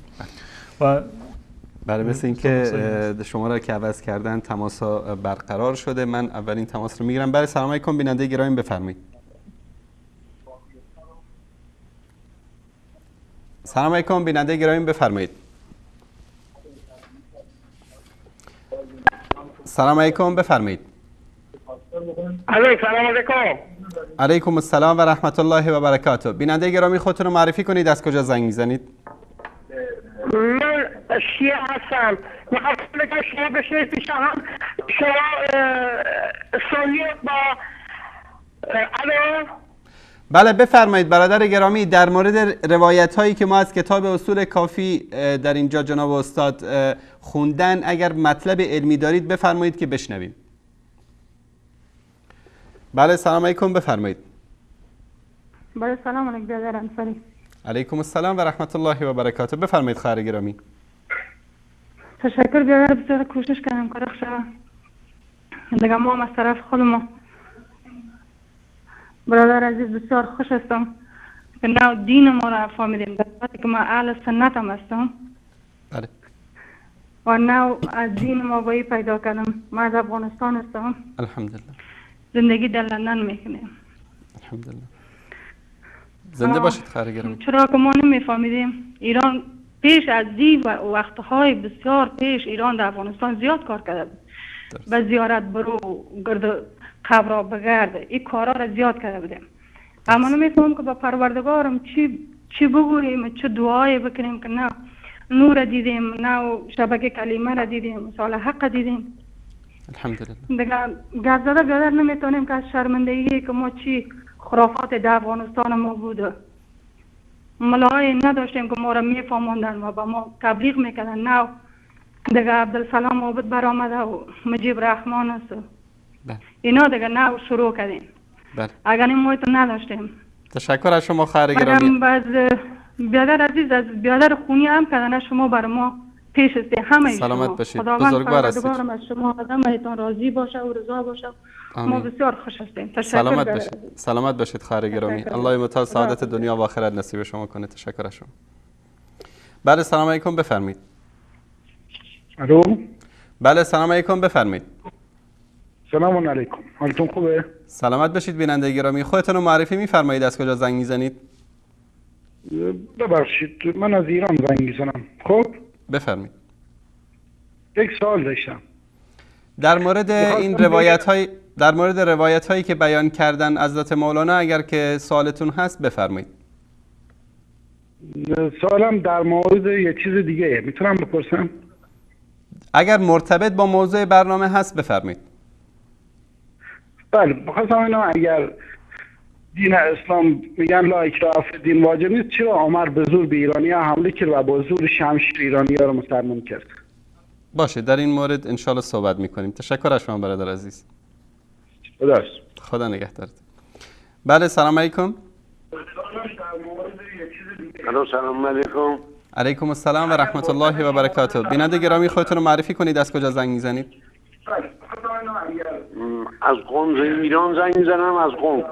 از قم. بفرمایید بیننده گرامی در مورد روایت هایی که جناب مولانا فرمودن اگر که صحبتی دارید و خواهشاً صدای تلویزیونتون هم ببندید. من صدای تلویزیون خود کم. بفرمایید. الو. من الان دارم گوش میبینم که آیه انصاری داره با یکی دیگه صحبت میکنه. برادر عزیز و گرامی شما صدای تلویزیونتون نبستید، به خاطر همین این فکر رو میکنید. صحیح. الان شما چیز بستم من صدای الان راحت صحبت بکنید چون صدا از تلویزیون با تأخیر پخش میشه. بفرمایید. یکی این که میخواستم خسته نباشید بگم. سلامت باشید. در مرحله دوم من شیعه هستم ولی هیچ موقع جرأت به خودم ندادم به اصحاب رسول الله به یکیشون توهین و یا خدا نکرده اهانتی داشته باشم. ولی شیعه هستیم همینطور بلا تکلیف. اینجا این به سال حق رو ما دائم پیگیر میشیم و همیشه من این شبکه رو نگاه میکنم، لذت میبرم از ادب نزاکت آقای انصاری و حاج آقا مولانا که نمرش بالاتر از 20 نیست که سلامت باشید. بزرگوار هستن و امیدوارم که صحیح سالم باشن و زنده باشن که این تبلیغ رو بکنن که ما هم بتونیم استفاده بکنیم. زنده باشید. و میخواستم یه سوالی داشتم که اگر این مسائل رو بیشتر باز بکنن که الان اینا میفرماین، مثلا من مکه یا مثلا که رفتم که خب اون چیزیست که امر خداست ولی ما تو این زیارتگاه ها میرم من ولی رفتم اونجا نه از اینا چیزی طلب میکنم، فقط فاتحه میخونم. آیا نمیدونم که کارم اشتباهه یا اشتباه نیست؟ دیگه خدا داند و بس. امیدوارم که چشم در این مورد موفق و مؤید سلامت باشید. در این مورد انشالله جناب مولانا صحبت خواهیم کرد. ممنون میشم، تشکر میکنم. زنده باشید. همه کارکنان مثال حق. سلامت باشید برادر خدا نگهدار شما. الله مطلع ستون کنه، خدا یار و نگهدارتون.